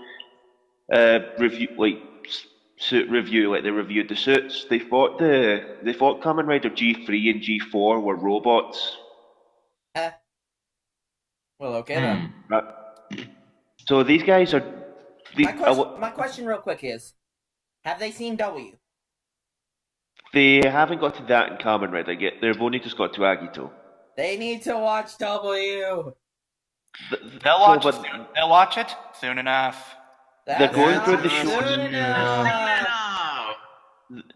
They are hoping to focus on the rider suits for the next couple of podcasts, and then they're going to go back to Sentai suits. So they'll be doing Ryuki next, I believe. What's a Ryuki? Thank you. But so these guys reviewed. They have vehemently expressed Ghost Ninja. They do not like the suit. They haven't got to ghost suits yet, but they hated the ninja suits. They hate the ninja suits. They're not gonna like the series at all. Mm-hmm. Oh boy. I will say one thing: they actually do like Q Ranger. Hey. Good. I mean, But- Q Ranger's pretty good. I mean, sure. Yes, I can understand some of the issues, and you know what? We actually talked about this a bit before the show started. That Q Ranger can be a bit bland at times, but I can find quite a bit of enjoyment out of it. It's very contrived. Yeah. It is very contrived. I will admit that. It's very contrived. It can be very convoluted, but I love the characters so damn much. All of the characters are just so likable. so likable. Hell, even Lucky. And relatable at times. It's like, yes, you can say what you want about Lucky being an idiot and being, kind of a Gary Stu. Although I feel that nobody can be more Gary Stu than Daigo. Mm-hmm. But you say that, but I will still hold my opinions on Daigo. Dang it. Guys, should I tell him what the Shinta said at an interview? Not Save yet. it for after the podcast. Dealbot. God, All I'm right. everybody's names today. But seriously, if you guys want to have a laugh at these guys trying to review shows just based on pictures, they're a great laugh. I mean, especially when they did the review of the Q Ranger suits, because they actually were like, "What the hell?" Alright. And speaking of Sentai, I think, was this Kyoryu or Dealbot who picked this one out? this is Dealbot's idea. This Yeah. is Dealbot's idea. It's me! It's me, Toku Roundup! It's me. It was me all along, Toku Roundup. So, yeah, we are talking about Super Sentai. More specifically, our first Sentai series, because we all grew up starting off watching Power Rangers. And so, Yes. we might as well talk about our first Sentai series. So, I'm normally the one to start things off, but we're gonna mix it up a little. Who wants to start things off? I volunteer. Alright, go right You ahead. volunteer this tribute. Okay. Guts volunteers as tribute. Okay then. So, I got into Sentai around the super mega ultra you know what mess. Ugh. ugh. I thought Did not speak. Guts. What is the first rule of that mess? The we first only rule- speak of it if we're referring to how ridiculous its name and its ideas were. First rule Yes. of Megaforce: you don't talk about Megaforce. Yeah, you Second don't rule of talk about Megaforce: you don't talk about Megaforce. Exactly. Well, you just did twice. What's a Megaforce? What's a Megaforce? Exactly. What's a Ryugu? What's a What's a Ryuki? What's a Dino Charge? What's a My paladin? roommate's coming back. What's a Garmor? What? Garmor is a card in Gold Paladin. Garmor. Ah. Actually, wait, no. I got one even better. What's a Bluish Flame?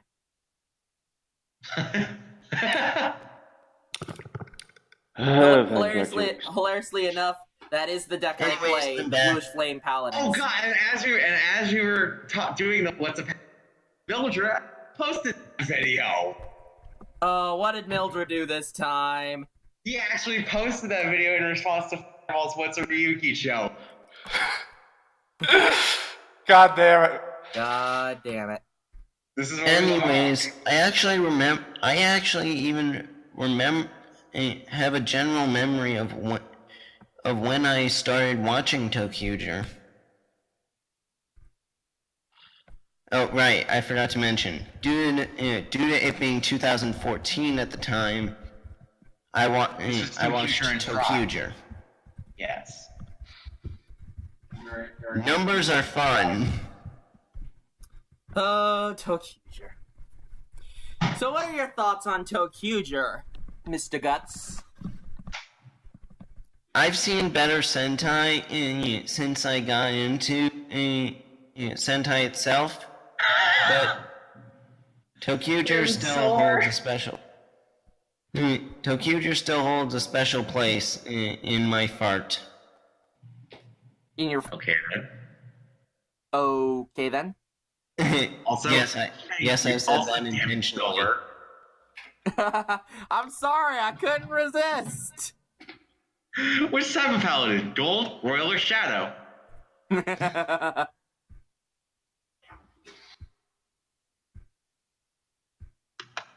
I'm gonna get Dave by Mildra for sure.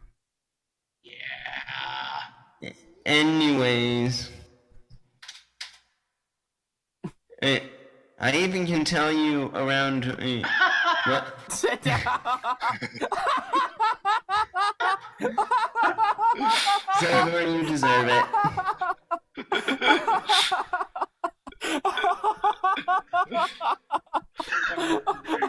Get the corners! Get the corners, Silver!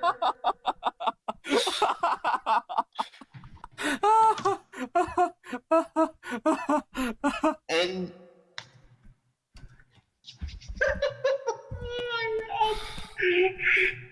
we so need to have Mildred at least once. anyways, as I was saying, I even remember around what episode was the first time I started watching new episodes. Huh. Nice. I started right when Tokuger was still trying to find out what it wanted to be. The first new episode I watched was episode 6. So I joined at pretty much the right time to really get in with Tokuger. But I still hadn't. But at that point, I still hadn't found RBT or Easy yet. Yes. Yeah. My work here is done. Anyway, so sorry. I have a bad habit of doing that. As I was saying, interrupt people. I've seen better Sentai. Go Busters, Go Kaiger. Yes, Go Busters! We'll get there. And I've seen worse Sentai. Ninja, Q Ranger. Hey! Hey! It has its bad parts. You want to get slippered, because that's how you get slippered, good sir. I like Q Ranger for its good parts, but it's not always a good show. Alright, fair enough. Anyways, who wants to take it next? Let's let the man who actually started this whole thing with the Let's transition to from one Yasuko Kobayashi show to another. God damn it, guys, you gave it away already. Oh, do tell. Okay. So, what happened was as you all know, I started getting into Toku outside of Power Rangers via Dragon Knight. Yeah, Dragon Knight. And this can sort of be saved a bit for later, but long story short, I managed to discover a specific episode of Kamen Rider Decade sort of got the ball rolling with me in terms of Toku in general, involving Japan, that is. Yeah, it was the Japanese Decade Toku. and Shinkenger crossover episode. Oh yeah, that episode. Which I still love to this day. Hey, it has a few. Yes. Had you seen Power Rangers before then? Actually, yes, I had. I had grown up watching Rangers, and at the time, I had finished watching RPM as well. Also, Kyoryu, thank you. But Focus, guys. But anyway, what happened and was I was honestly shocked when I saw that the Shinkenger looked a lot of power, and I was like, wait, what is this? This isn't America. This is Japan. What are these weird looking Power Rangers doing in my Kamen Rider? Yeah. So I saw all the Shinkengers in action for the first time, and honestly, what really got me was the design of the suits in general. I love the Shinkenger suit designs. They're very unique. Not too much. There's not too much much white or anything. It's a great balance of the colors, and it gives off the appearance of a Japanese kimono. Mm-hmm. And one thing that I also love in particular was the swords. They looked so cool. I am always a sucker for cliche warrior types like samurais, ninjas, knights. Ninjas, you say? Ninjas, you say? Wands, you say? Done right. Fair enough. If that's done right. Anyway. No, I was implying Kaku. No, I was implying the ninja, but it's like just to see your reaction. It was worth it. But yeah. It's like, do you want to get put in the box, Silver? Because that's put in the box. What? Another variant of in the core. Yeah. Excuse me. Anyway, let's go ahead. Yeah. But what happened was after I was done with the crossover, I decided to do two things. Number one, go track down Shinkenger and watch all the episodes of that, and do the same for Decade. But I'll get more into Decade next time. And next week. Yes, but next time. Speaking of Go-Busters, but I remember. Speaking of Go-Busters, Silver, I'll talk about it later. But this is about TV Nihon. They just uploaded the Go-Busters Returns. Oh, okay. That was like 3 weeks ago. Didn't they already do that? That was like three. Yeah, that was like. Are you still there?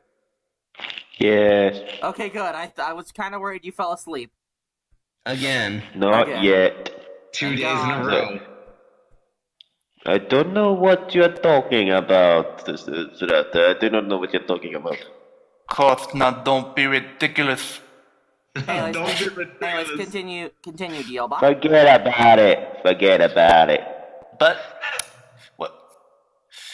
Anyway. But the thing about Shinkenger that really interested me was basically how unique it was with how not only was the Red Ranger treated with basically they essentially like I don't know, like a king or something who had more authority than usual, but was how a king in the Japanese kingdom. How different when it was. They trained a lot. They called him Tono-sama or Lord. They had these. Well, they used freaking and paintbrushes to transform. This was all so different and unique to me, and I loved all of it. And then Samurai messed everything up. Let me talk about that real quick. Wait. Can you guys shout me when he's finished? Yeah. Okay. When I didn't really finish every episode of Shinkenger, but I finished a majority of it. And when I found out that they were basically going to be doing in Shinkenger for the next Power Rangers, so I was like, holy crap, this is going to be awesome! And then I saw it and I was like, what the fuck is this? What is this? This is crap. This is shit. You were like, what is this? I don't even. I honestly, I know people will give hate for Megaforce. I know people give hate for Operation Overdrive. But for me, the one series that I will always resent and hate is Samurai, because it fucking butchered everything from Shinkenger. I don't mean to call it a Sentai purist, but if it's ripping off that much, it's asking for it. It was a giant copy-paste. Yes, I hate it. Besides, Hey, production order. What is that? What? It's like production order. What is that? It's like, seriously, it's like, it feels like Saban kind of became a bit of a joke in the general populace. It's like, yes, Dino Charge was fine, but it also had its issues. And Ninja Steel, well, how's Ninja Steel been going? I haven't been watching it lately. Ninja Steel's been okay. Okay, it just ended. But it just had but here's the thing, though. Than the Ninja. Here's the thing: is that the problem with Ninja Steel is there is this constant, how should I put it, shackle that is holding Ninja Steel back from being such a much better show, or should I say, two shackles? Nick? No. Victor and Monty. Oh, Victor and Monty, right? See also episode 19. Right, you guys talked about that, but let's not spoil it right now. Yes. Honestly, the only thing that I will admit it was done better in Samurai compared to Shinkenger was Gold, was how Gold was handled. I liked the fact that and I know the sushi's a big thing, but yet it just came up as constantly annoying, happy-go-lucky, and just honestly an eyesore at times. Yeah. Times. I like its design and all, but the thing about Antonio is that from what I have seen of Samurai, I did think Antonio was an interesting character. Agreed. However, with the other characters, yeah. What's a Mike? What's an Emily? Other than Jaden and Lauren.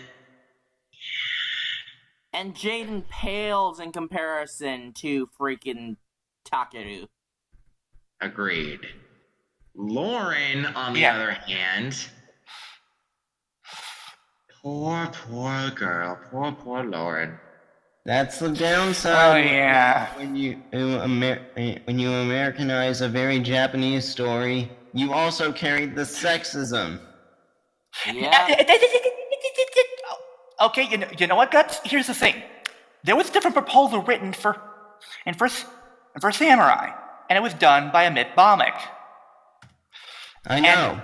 I know about that. Who also Why didn't worked they on listen to Amit Bhaumick Stone Canyon, descendants of Japanese. Castle comes out of the ground. And more importantly, Juzo would have been done a lot better in that version, because the Red Ranger of that version and him would have shared a connection because they used to be rivals in a dojo. Oh. Yeah, I remember that, and that would have been a really good thing to see, but sadly, that's not the reality we live in.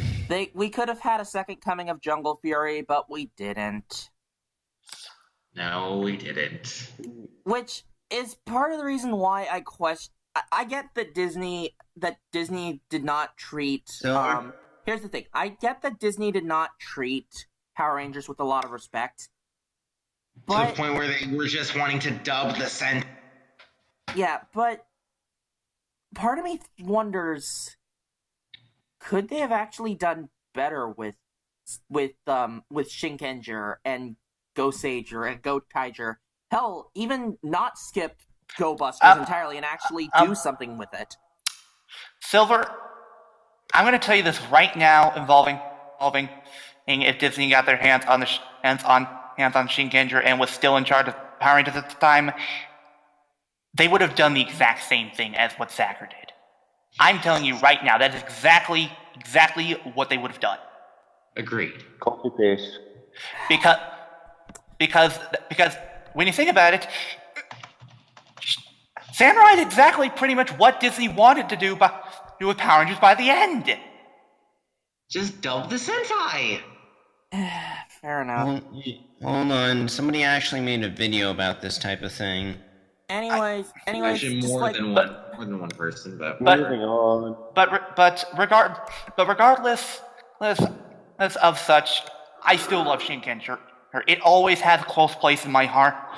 And the thing is I love Shinkenger so much that, well, I tried to make it to where the first figure art that I got was Shinken Red. And yes, this was the point where the figure arts were sold in stores, but before I even knew about that, I wanted to make it my goal that one of the first two figure arts that I would have gotten would have been a Decade figure art and a Shinkenger figure art, because of how close those series are to me and how much I care about them. Is Shinkenger the perfect series? No, it's not. But honestly, if you want something different, and if you want something that really feels like it belongs there and not out of place like Samurai did, I think Shinkenger is well worth your time. The monsters, the suits, the characters. Oh god, the music. Hell yes. Psychic Lover. yes. Psychic. Chan bara, chan bara, chan bara. Samurai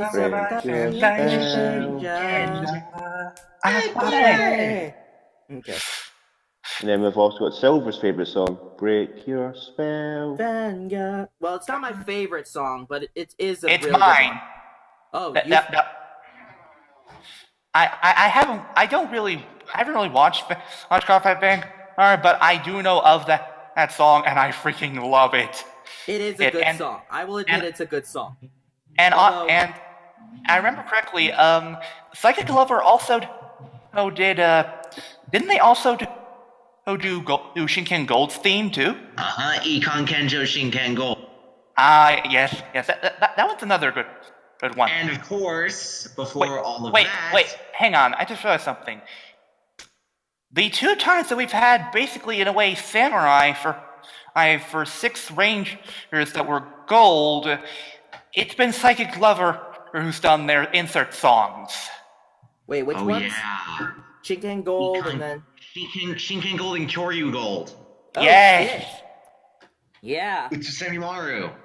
Shit. Yeah, but One of the best Utsusemimaru Gucci's one of the best characters in that show, by the way. Guys? Yes? Yes, Utsusemimaru is more Sengoku. To the other three's first Sentai? Right. Yeah. Right. Yeah, so we finished up with Yellbot. May I take the next one? Ooh, now we get to hear Silver gush about Go Bust. Not just Go Busters, actually. Because... Deca Ranger? Here's the thing. Well, hang on. Let me introduce it. So I used to watch a lot of Power Rangers back in the day, and I really liked it. And then they stopped showing it on ABC Family, and I kind of moved on. Like, I think Mystic Force was the last one I had watched. And then I had seen that Samurai had come around, and I was like, ooh, this seems interesting. And then I started to, and, I'd gotten brief glimpses of different Sentai stuff, but I had no real idea about what it was. And I forget exactly what got me into it. I think it was just looking around the internet and finding out about, oh, I remember what it was. It was when I was looking up stuff for Samurai, and I saw stuff for Goseiger Go Kaiger, and I was like, this is interesting. These look really cool. And then I see 199 Hero Battle. Well, it was more than just that. And I watched a lot of the different crossover movies. I didn't really watch one of the series until, later. And then I saw the toys for Go Busters. This was around the time when Go Busters was coming out. And I was like, damn, this looks really cool. And the Go Buster suits look really cool. And I was like, Hell, this show looks really interesting. Hang on. Not only do the Sorry. And not only do the main characters get insert songs, the villains do. Yeah. Je m'appelle Enter and Mopuse Requiem. But anyways, as I was saying, and so I ended up watching Go Busters, especially since I was enthralled with the theme song. Oh my god, Busters Ready Go is the best song ever. That is so far the only opening. Yeah. Or it's the only what? It's the only Sentai to have two different openings, because they went from Busters Ready Go to Morphin Move and Buster Ship. Honestly, the first one's better. I say it's debatable. I like both. I like both of them, but the first one's better for me. Or, first one's better in my opinion. Anyways, and around the same time, I had found Tokusou Sentai Deca Ranger. And so I watched both of those at a very close time. That I watched both Deca Ranger and Go Busters around the time. Mainly because I remembered SPD, and I remembered that SPD was really good. And so I was like, you know what? I'm gonna watch Deca Ranger and see how well it is. And both of them are really damn good. I have said before multiple times that Deca Ranger Deca Ranger is one of my favorite Sentai, but out of the few that I have seen. But I love Go Busters. Oh my god. Just let's go over it really quick. So you start off with your three main protagonists, and they've each dealt with loss. The fact that their families were taken away from them because of the events that had happened back in 1999. That the evil virus Messiah had shown up and tried to take over the world. Of course. And then I guess you could say this 1999 subject. What? Seikimatsu. It's a Seikimatsu that has to deal with Messiah. Right.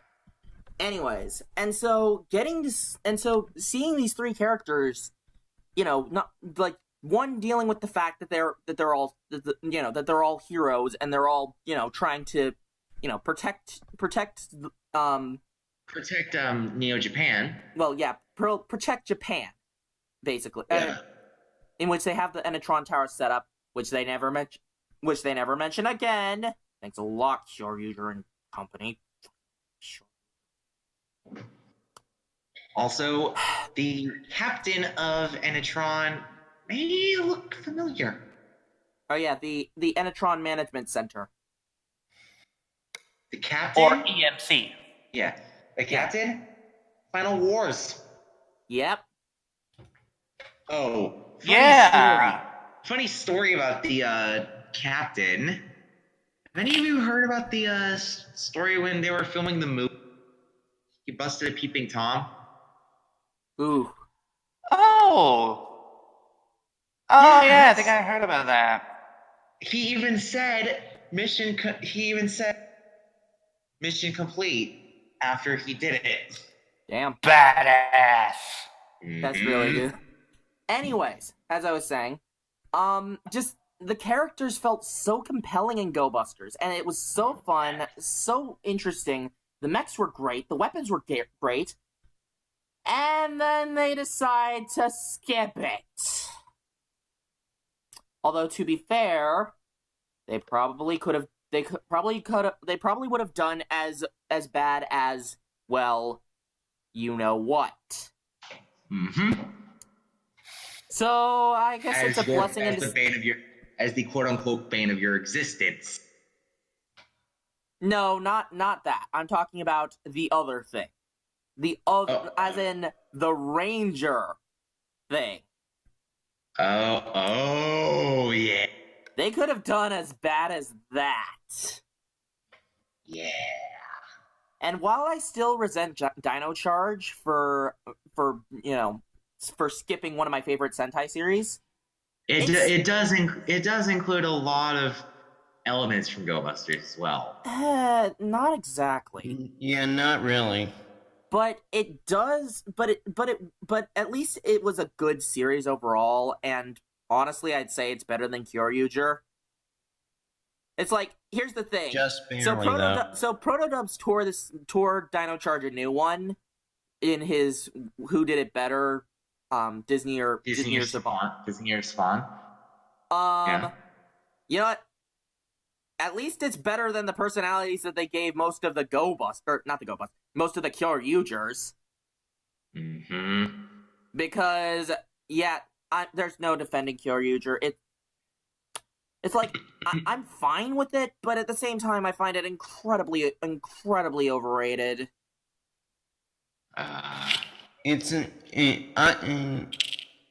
Anyways. But anyways, back to Go Busters.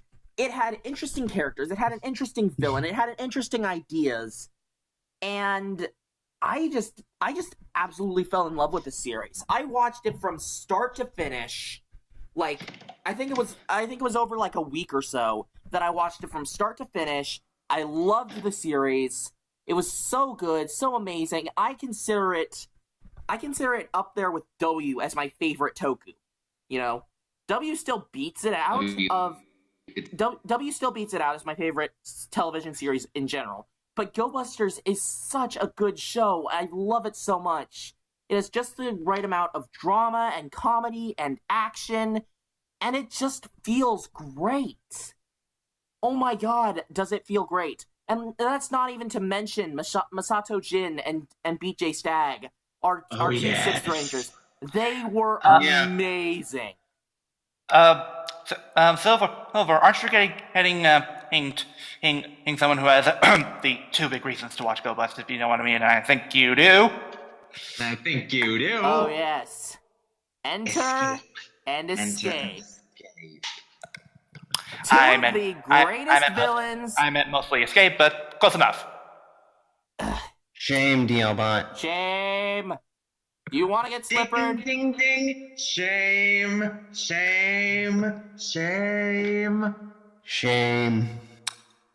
Okay. Anyways, and yet half you were supporting me earlier. Can we reduce the gushing, though? Okay. Anyways, may I continue? Yes. Okay. Enter and Escape. Two really good villains. I mean, more so Enter than Escape, because Escape kind of mainly played servant. But, whatever. Escape was still cool. But they were such fun villains. Enter was such a magnificent bastard. And while I did jokingly chastise the fact that he kept speaking in French, and I was like, nobody cares about French, I still loved his character, and oh my god, he is so great and amazing, and oh my god, yes! Enter is by far one of the greatest Sentai villains I have ever seen. And just like the fact that when Messiah kicks the bucket, he's willing to step up and take the reins to finish the mission that he was given. That's pretty dedicated, you know? C'est la vie. It's like he was really freaking dedicated to his cause. And you gotta admit, that's pretty cool. And just I love Enter. He's so great. Unfortunately, we do have to bring up the stuff that happened after Go Busters. No, we don't. I'm going to bring this up really quick because I just want to talk about it. Silver. Kyoryuger versus Go Busters. I hate this movie with a fiery passion. They completely gave the Go Busters the shaft. And gave it to the 3 dinosaur Sentai. When it says Kyoryuger versus Go Busters. No matter what you guys say, I will fucking despise that movie. I will despise that movie with a fiery passion. Silver's rich. This is Washington Rage, god damn it. Yep. And Silver. The thing about it is, Go Busters was such a masterful series, and to see the fact that after it aired, that it seemed like everybody just that it seemed like Toei and Saban just threw it to the wayside because it didn't do well in toy sales, even though it was such a great show. It's very disappointing. Agreed. And honestly, if anything, Database Ranger proves that it could have worked as a Power Rangers adaptation in his short made film, none other than Power Rangers Earth's Great Defense.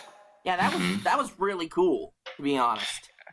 And not only that, if I remember correctly, Midbomb had posted a proposal for Go Busters, which included number one, on tying Vengex from Forever being the same Vengex from Forever RPM. Uh-huh. Number two, revealing that Corinth did not take place in another dimension, but took place on Miranoi. And once more, it would have not only been a sequel to RPM, but it would have also done something a bit with Gold. That being that Gold would have been female. It would have been interesting. Guys, I'll say as much. But that premise was a bit expensive. Guys, one thing I will also say, it was revealed at a press conference that half the staff at Saban wanted to adapt Go Busters. Yes. They wanted to adapt it because they loved the show. It's just the higher-ups thought it wouldn't be kid-friendly. Right. I can understand So, as much, but executive meddling. I can understand as much, but it's a damn shame, you know? Yep. Yeah. It's a crime, shame, boo-hoo, time moves on. Yep. Gee, wait, stomp all over my feelings, Guts, you ass. I'm just... Yeah, Guts, I understand you're trying to save time, but that was a little bit rude. Yeah. Sorry. Anyways, to move on to my second one. We all want this podcast to move faster and take less time. All right.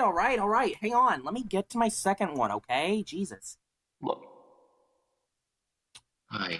Bottom line, Go Busters is amazing. And I will always love Go Busters for what it was. For what it was. It's a great series with great characters, great villains, great plot, great everything. Great music, great everything. I love Go Busters so freaking much. And if you haven't seen it, go watch it. I highly recommend it. I give it 5 stars. Also, stop getting in front of me. Actually, I am in front of you, Flutter. Because I'm talking first. Yes. But I'm in front of you. Ha! Yeah. Stop blocking me. Funnily enough, Silver, I actually have a couple of the toys from Go Busters. Oh, you lucky bastard. The Morphin Blaster and the Dry Blade. Oh, Flutter, Shit. that's Flutter, that's adorable. I have a Morphin Brace, a Transpod, an Ichigan Buster, and a Sogun Blade. Why do you guys have stuff from my favorite Sentai? I want it. I want. Silver, I have a perfect solution to this problem of yours. You want to hear it? What? Build me a boat, cry me a river, and get over it. Do you want to get slippered? You know what? Fuck it. All of you guys are getting slippered. How me? Okay, Kyoryu, you're fine.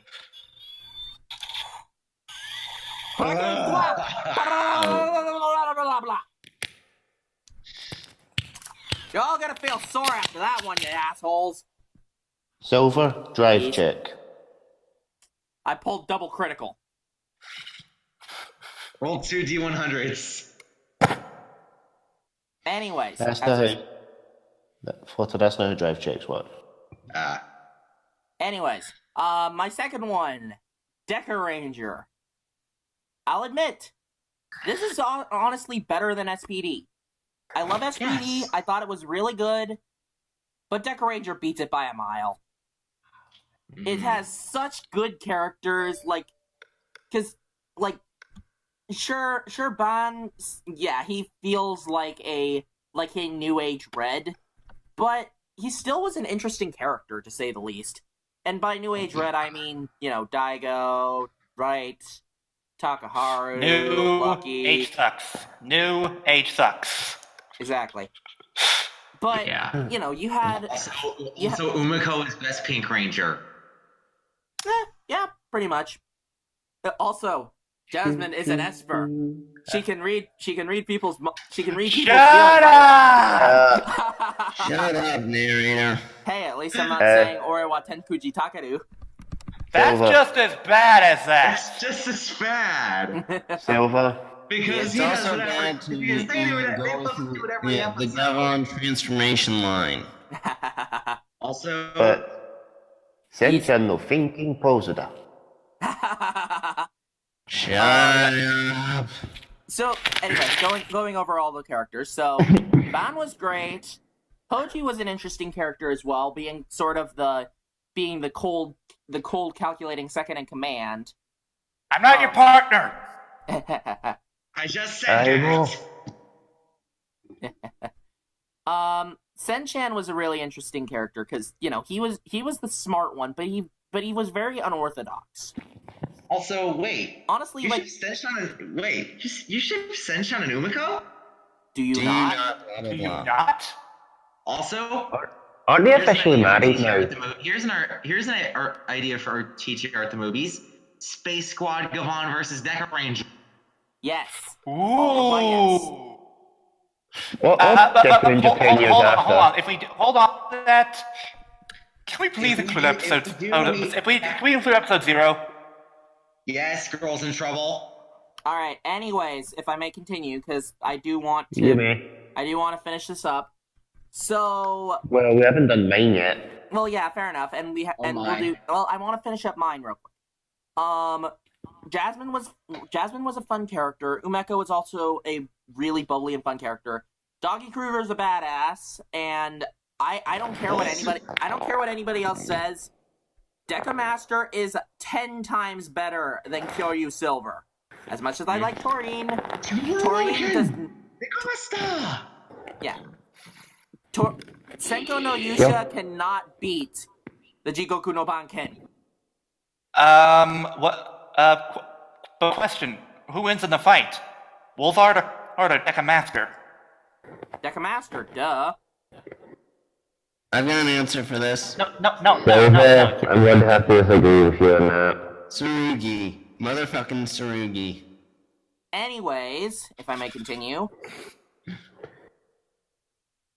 Also, by the way, the reason that DL brought up Wolzard versus Haji Ranger versus Deca Ranger. Right, I forgot about that. Hashtag where is my Shadow Ranger for Legacy? Where's May I continue? Yes. Yeah, you're interrupting the boss. Kyoryu, your mic is very loud. Is it? Yeah, okay, that's better. Anyways. You just keep positioning it weirdly. And then we have Tetsu. Oh my god, Deca Tetsu. Break. Deca Break. The greatest 6th Ranger ever. I love Tetsu so Nonsense. much. He is exactly. If you say there's no other, if there's a better 6th Ranger than Tetsu, all I have to say to you, say it with me now, nonsense. Nonsense. Unbelievable. I can think of a lot. How dare you, Guts? How dare you? So, Dick Ranger was beating bloody Jojo in the bloody English department. But yeah, it's Wait. Actually, Scotsman, it's possible that Dick the Break might have stolen some moves from the Joestar family. Oh! Swear to God. No. And again, hell no. Do you all want another second dose of the Cyclone? All right. I had to make the obvious joke, otherwise someone else would have. And I would have slippered all of you. Resisting urge to make Star Platinum call. I'm sorry, everybody, if it seems like I do get a little bit harsh on these guys for almost everything. But one, I'd like to get I'd like to get my point finished. And two, I don't like JoJo. I've been easing up on the JoJo, but I still do not like the JoJo. Okay, everybody got that? Good. Exactly. Anyways, yes, Tetsu is so amazing. And considering his Ranger counterpart Sam didn't really make too much of an impact, well, obviously.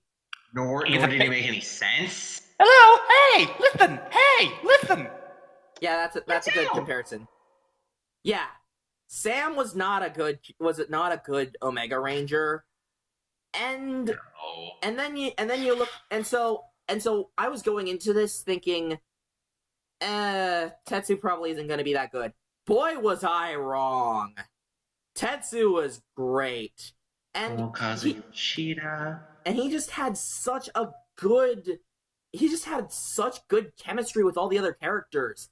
Hell, especially his senpai.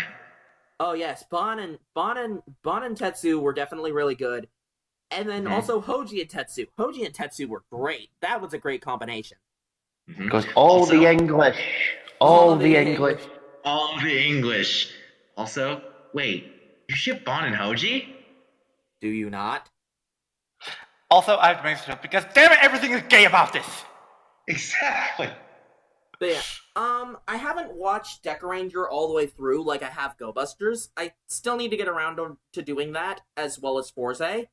Weird. My second favorite Sentai and writer, or well, one of my top 5 writers and one of my favorite, top 10 writers actually, since everything keeps beating out Forze, which is kind of sad because I like Forze. Silver, are you aware of something that Linkar is doing next week for Patreon? I know, Kamen Rider Forze. Anyways, moving on. It's weird. One of my favorite Sentai series and one of my favorite Rider series I have not watched all the way through. That is unfortunate. I have to fix that. But anyways... Yes, you have to recommend that. Yeah, but just...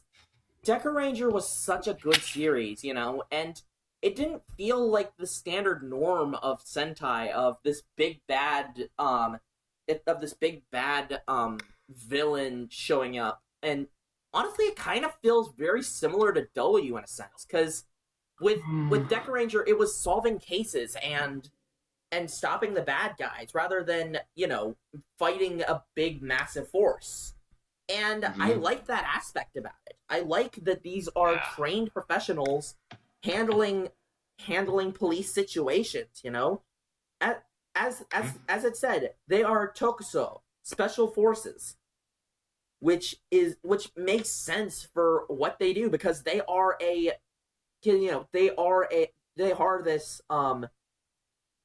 they're basically space cops, very similar to Devon. Special Police Deca Ranger. Yeah, like they say it right there, Special Police Deca Ranger. And just overall, Deca Ranger was a really good series. And then it's like if you haven't seen it, and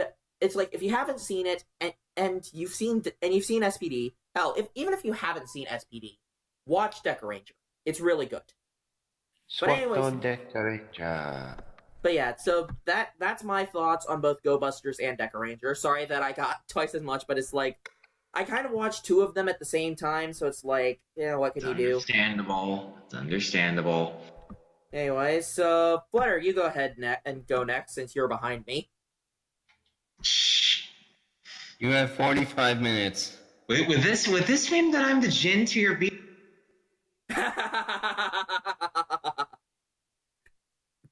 Will I bring the past to Christmas?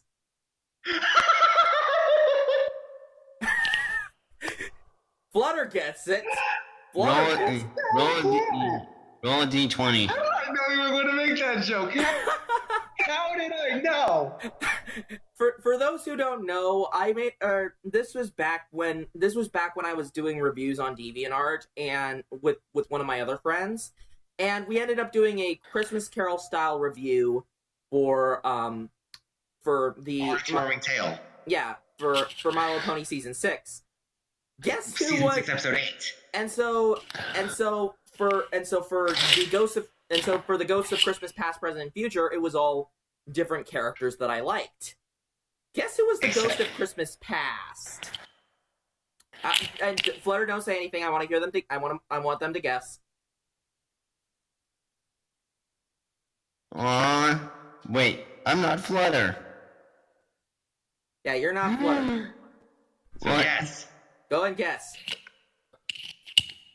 Apple Horse? Nope. No. I don't know.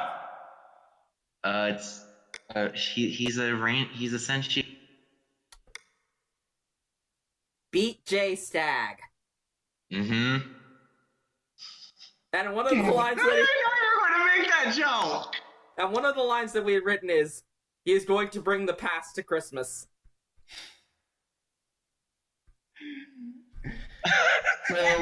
So we're talking about Flutter and Choyu's first Sentai, right? Right. So- Sorry. Although, even though I haven't seen a full as of yet, I have seen many bits and pieces. Like, I've seen a lot of Deca Ranger. I've seen a lot of Q Ranger. I've seen. Oh god, is Q Ranger going to be the first Sentai you've ever finished? Good question. The answer might be no, Yeah. Good. because Good. I might get through Deca Ranger and Go Busters first. Yes. And- Anyway, as so well, what? as So well what as is your Magi first? Ranger. Been there, done that, wrote a book on it. I've also seen bits and pieces of Magi Ranger. Hell, I was a part of a Magi Ranger and Go Busters fan page on Facebook. The question about this is, Flutter, which was your first? Well, I'd have to say Deca Ranger because I had seen Easy's review of Deca Ranger in full first. So you never saw any Super Sentai until you watched Easy's review of it? No. Wow. Keep in mind, I was born during Gingaman. I was born during Gingaman, and I want to say when did Lightspeed Rescue start in '98? Yep, it was 98. No, wait, Lightspeed Rescue That was was 2000. Oh, so in space. In the middle of in space. Was in space. 98 was in space. In the middle of in space. So yeah. But even though I do have great plans to rectify that with Deca Ranger and Deca Ranger, Magi Ranger, Go Busters, and Q Ranger. So yeah. So why not give your quick thoughts on Deca Ranger real quick then? Well, I do enjoy Bon as a red Senshi. He can be loudmouth. That does remind me a lot of me. So yeah, Hoji is awesome. Yep. Sen-chan is amazing. And Jasmine. Jasmine, as well as Umeko. Have you gotten never to Tetsu yet? Yes, I've actually seen a lot of Tetsu's scenes, and oh my god, he is amazing. Hell, Yes. his insert song was sang by Masaki Endo. The Deca Bike song. Yeah. And yeah, also, word of warning: never interrupt Umeko in a bubble bath. Or else she will die.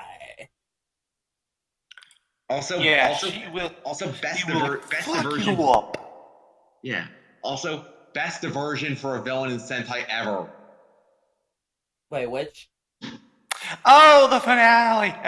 The finale! I haven't seen it yet. Don't spoil it. Don't spoil it. Don't spoil. I will sick Pinkie Pie on you, and she will shoot you with Ruby's scythe in the ass. Oy. Wait, she'll shoot us with. Wait, she'll shoot us with a scythe?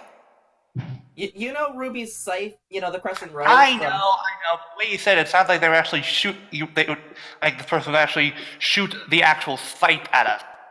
Yeah. Yes, she will shoot the scythe at you. Yeah. Also, as we speak, I'm loading bits for the torrents for episode of Stinger and the high school episodes. Nice. We will have that for a TTR at the movies at some point. Yeah, and next week it's going to be fun because you get to hear when we do eventually do it, you guys are going to have to send me a Google Drive of it. Okay. Also, next week's going to be fun because you get to hear me gush about. Gush about what? Den-O. Oh. Oh boy. Ah, fuck. Okay. Okay. So Silver, make a rule next week. No hate for Den-O. No, unless it involves all bad merchandising. Fair enough. I will agree to that. Anyway, so I was going to say a rule for next week, though. What? We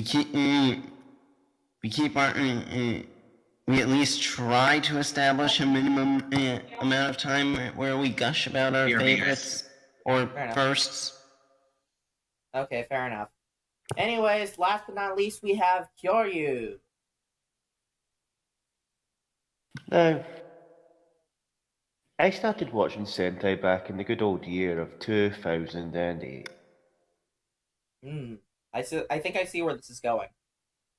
Who here remembers a YouTube channel by the name of DT Kingdom? Nope. So you guys weren't around for that time then. Now, he was a YouTuber who had every single Sentai since Go Ranger on YouTube. Up until... I think I know about that. My first ever Sentai is a classic. Chodenshi Bioman. Ooh, we started with a classic. We're starting... Bioman. We're starting older Applause for this me man. because... Now, there was one main reason I started with Bioman.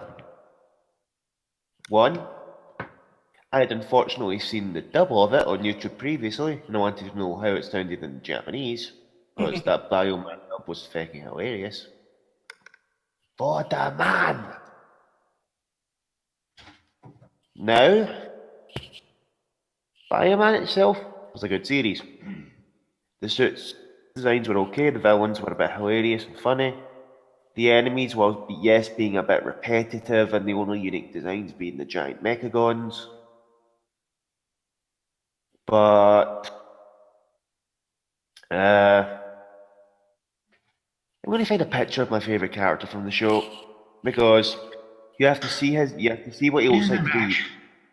You have to see what this guy looks like to believe him. Wait, Kyoryu, which Sentai are you Bioman. Oh!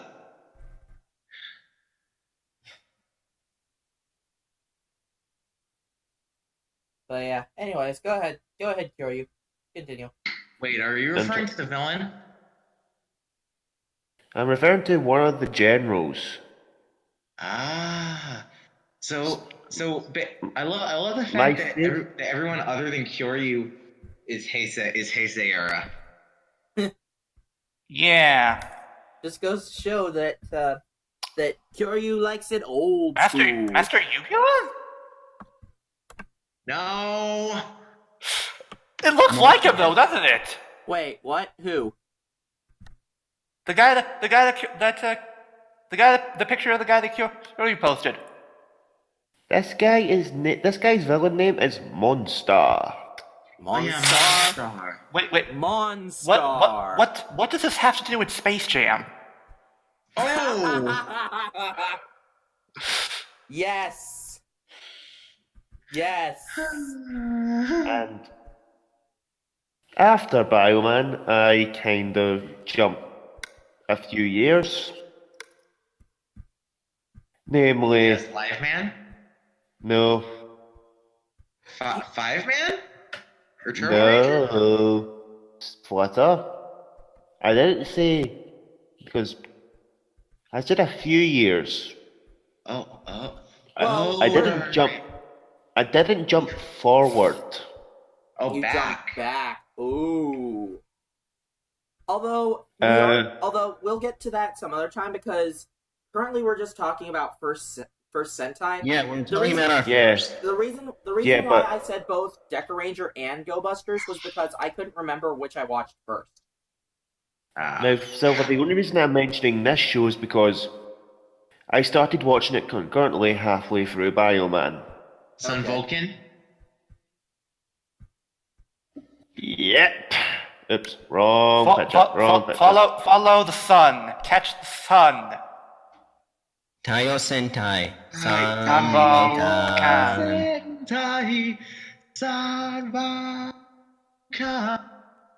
Also, funnily enough, it's the series that started the three senshi trope.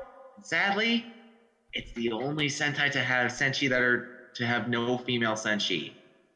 Yep. Why are you saying unfortunately? Because it's all guys. Oh, right. Well, I thought you were saying that having an all male Sentai team is a good thing. No, he said unfortunately. Okay. No. Oh, funnily As enough, I said, I started. Kushida also sang this theme in the same year that he sang Gavon. Yep. Nice. So, Anyways. like I said, I started watching this halfway through Bioman. My only problem with watching both of these at the same time was... Couldn't keep track? No. I couldn't stop cringing at both of them. Because it's Showa era. Yeah, Sentai. Showa era. Well, a good Showa era series is Live Man.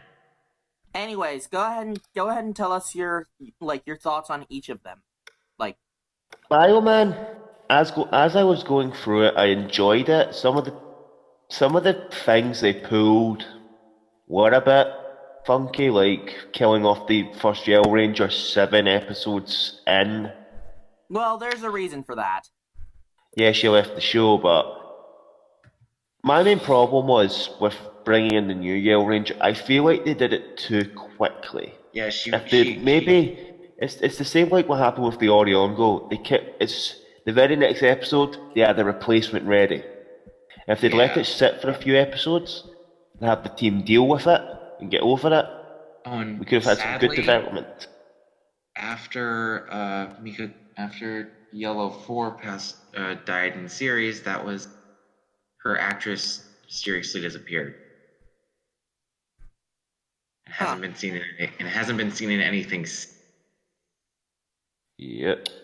That's And interesting. we will never know. Now, Ooh. Bioman itself is a good show if you can ever find episodes of it. It's a fun watch. You just have to get by some with the cringe and the fact that they actually don't refer them. Since it's the same with Flashman, they don't technically have Sentai in their names. Chodenshi Bioman and Choshinsei. They don't have Sentai in their names, so they're not technically. They shouldn't be technically considered Sentai, but they are. It's It's hard. semantics. And then we get to Sun Vulcan. Anyways, So, Sun Vulcan, funny as hell.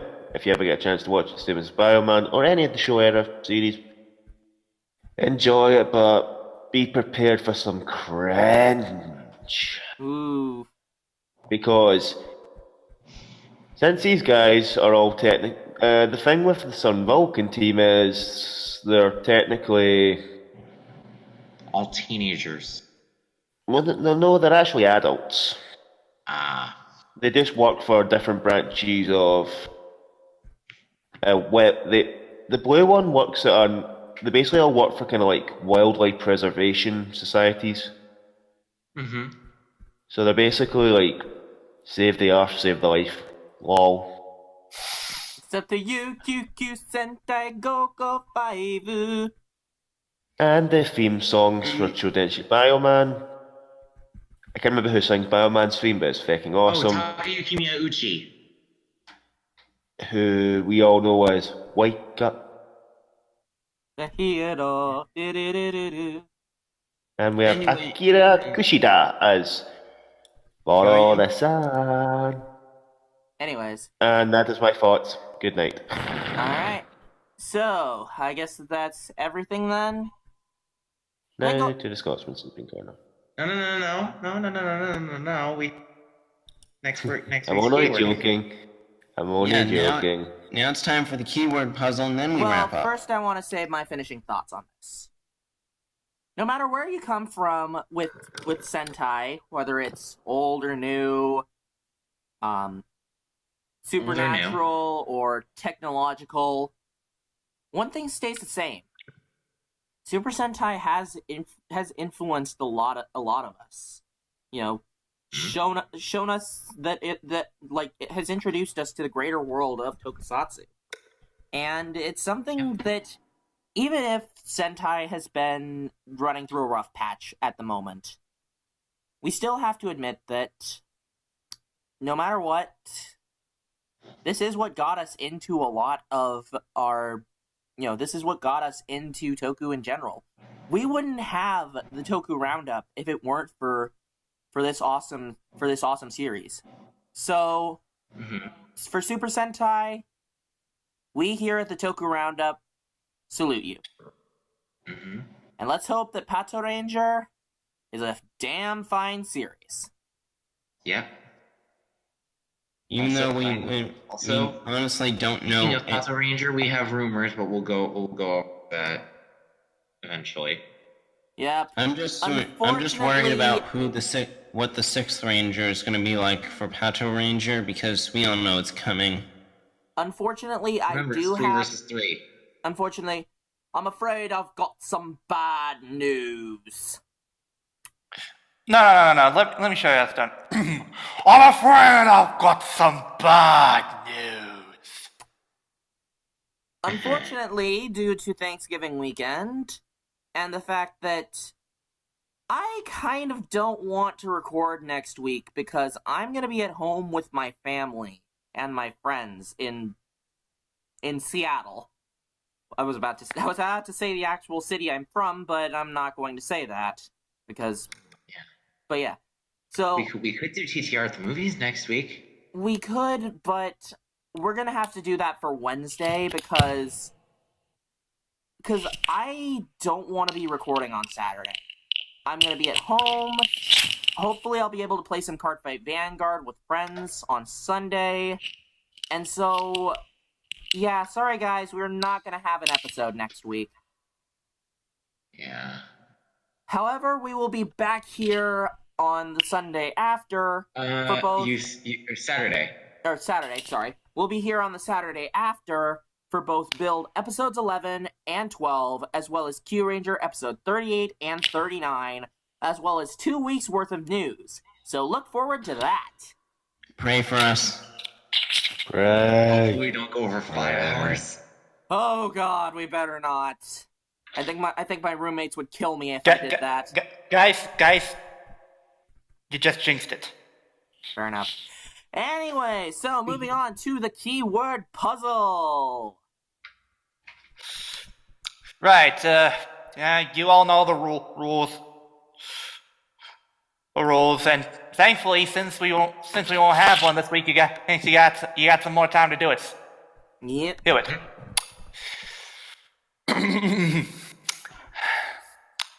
厳選への始まるか。一つのキーワード。Hybrid. The second key and key 2つのキーワード。二つのキーワード。Predator. 最後のキーワード。Mystery. Yep, so those are our keywords, folks. Hybrid, Predator, Mystery. That's going to be exciting to figure out. But that's all we have time for today, everybody. And we're keeping it at relatively 3 hours this time. That's good. Let's hope we can keep it. Knock on wood. Except I don't have wood. Again, you just jinxed it. I'm knocking on paper. Close Anyways, enough. You say knock on wood? Thank you, Flutter. Anyways, so this has been your resident Radiant Rider, Silver Maxis, telling you to stay awesome and stand up, za Vangaro. This has been your flamboyant flyer, Flutter 98, saying, Sauron, you fellow flyers. Fly, fools. This has been your Scottish rage generating machine, Kyoryu Crimson, telling you Premium Bandai is a pain in the arse, and I'm heading to the sleeping corner because I am tired. Good night. Night, Kyoryu. This is your adventurer from the egg, saying good night, morning, afternoon to all, and watch out for giant Japanese 20-something-year-olds.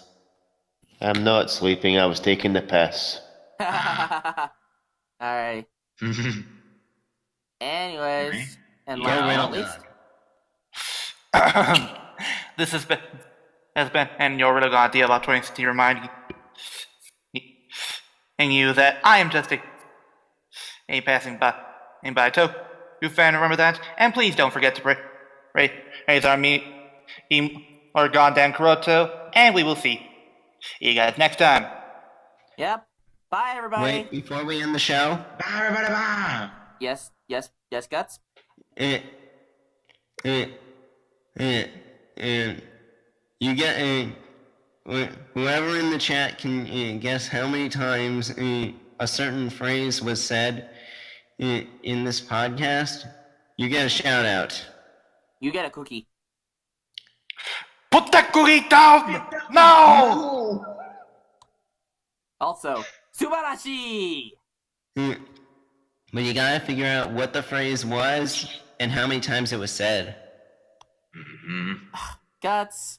I don't even know what you're doing, but whatever. Yeah, we have no idea what you're doing. Anyways, let's close it off for now, guys. Bye, everybody. Bye. Bye. Bye.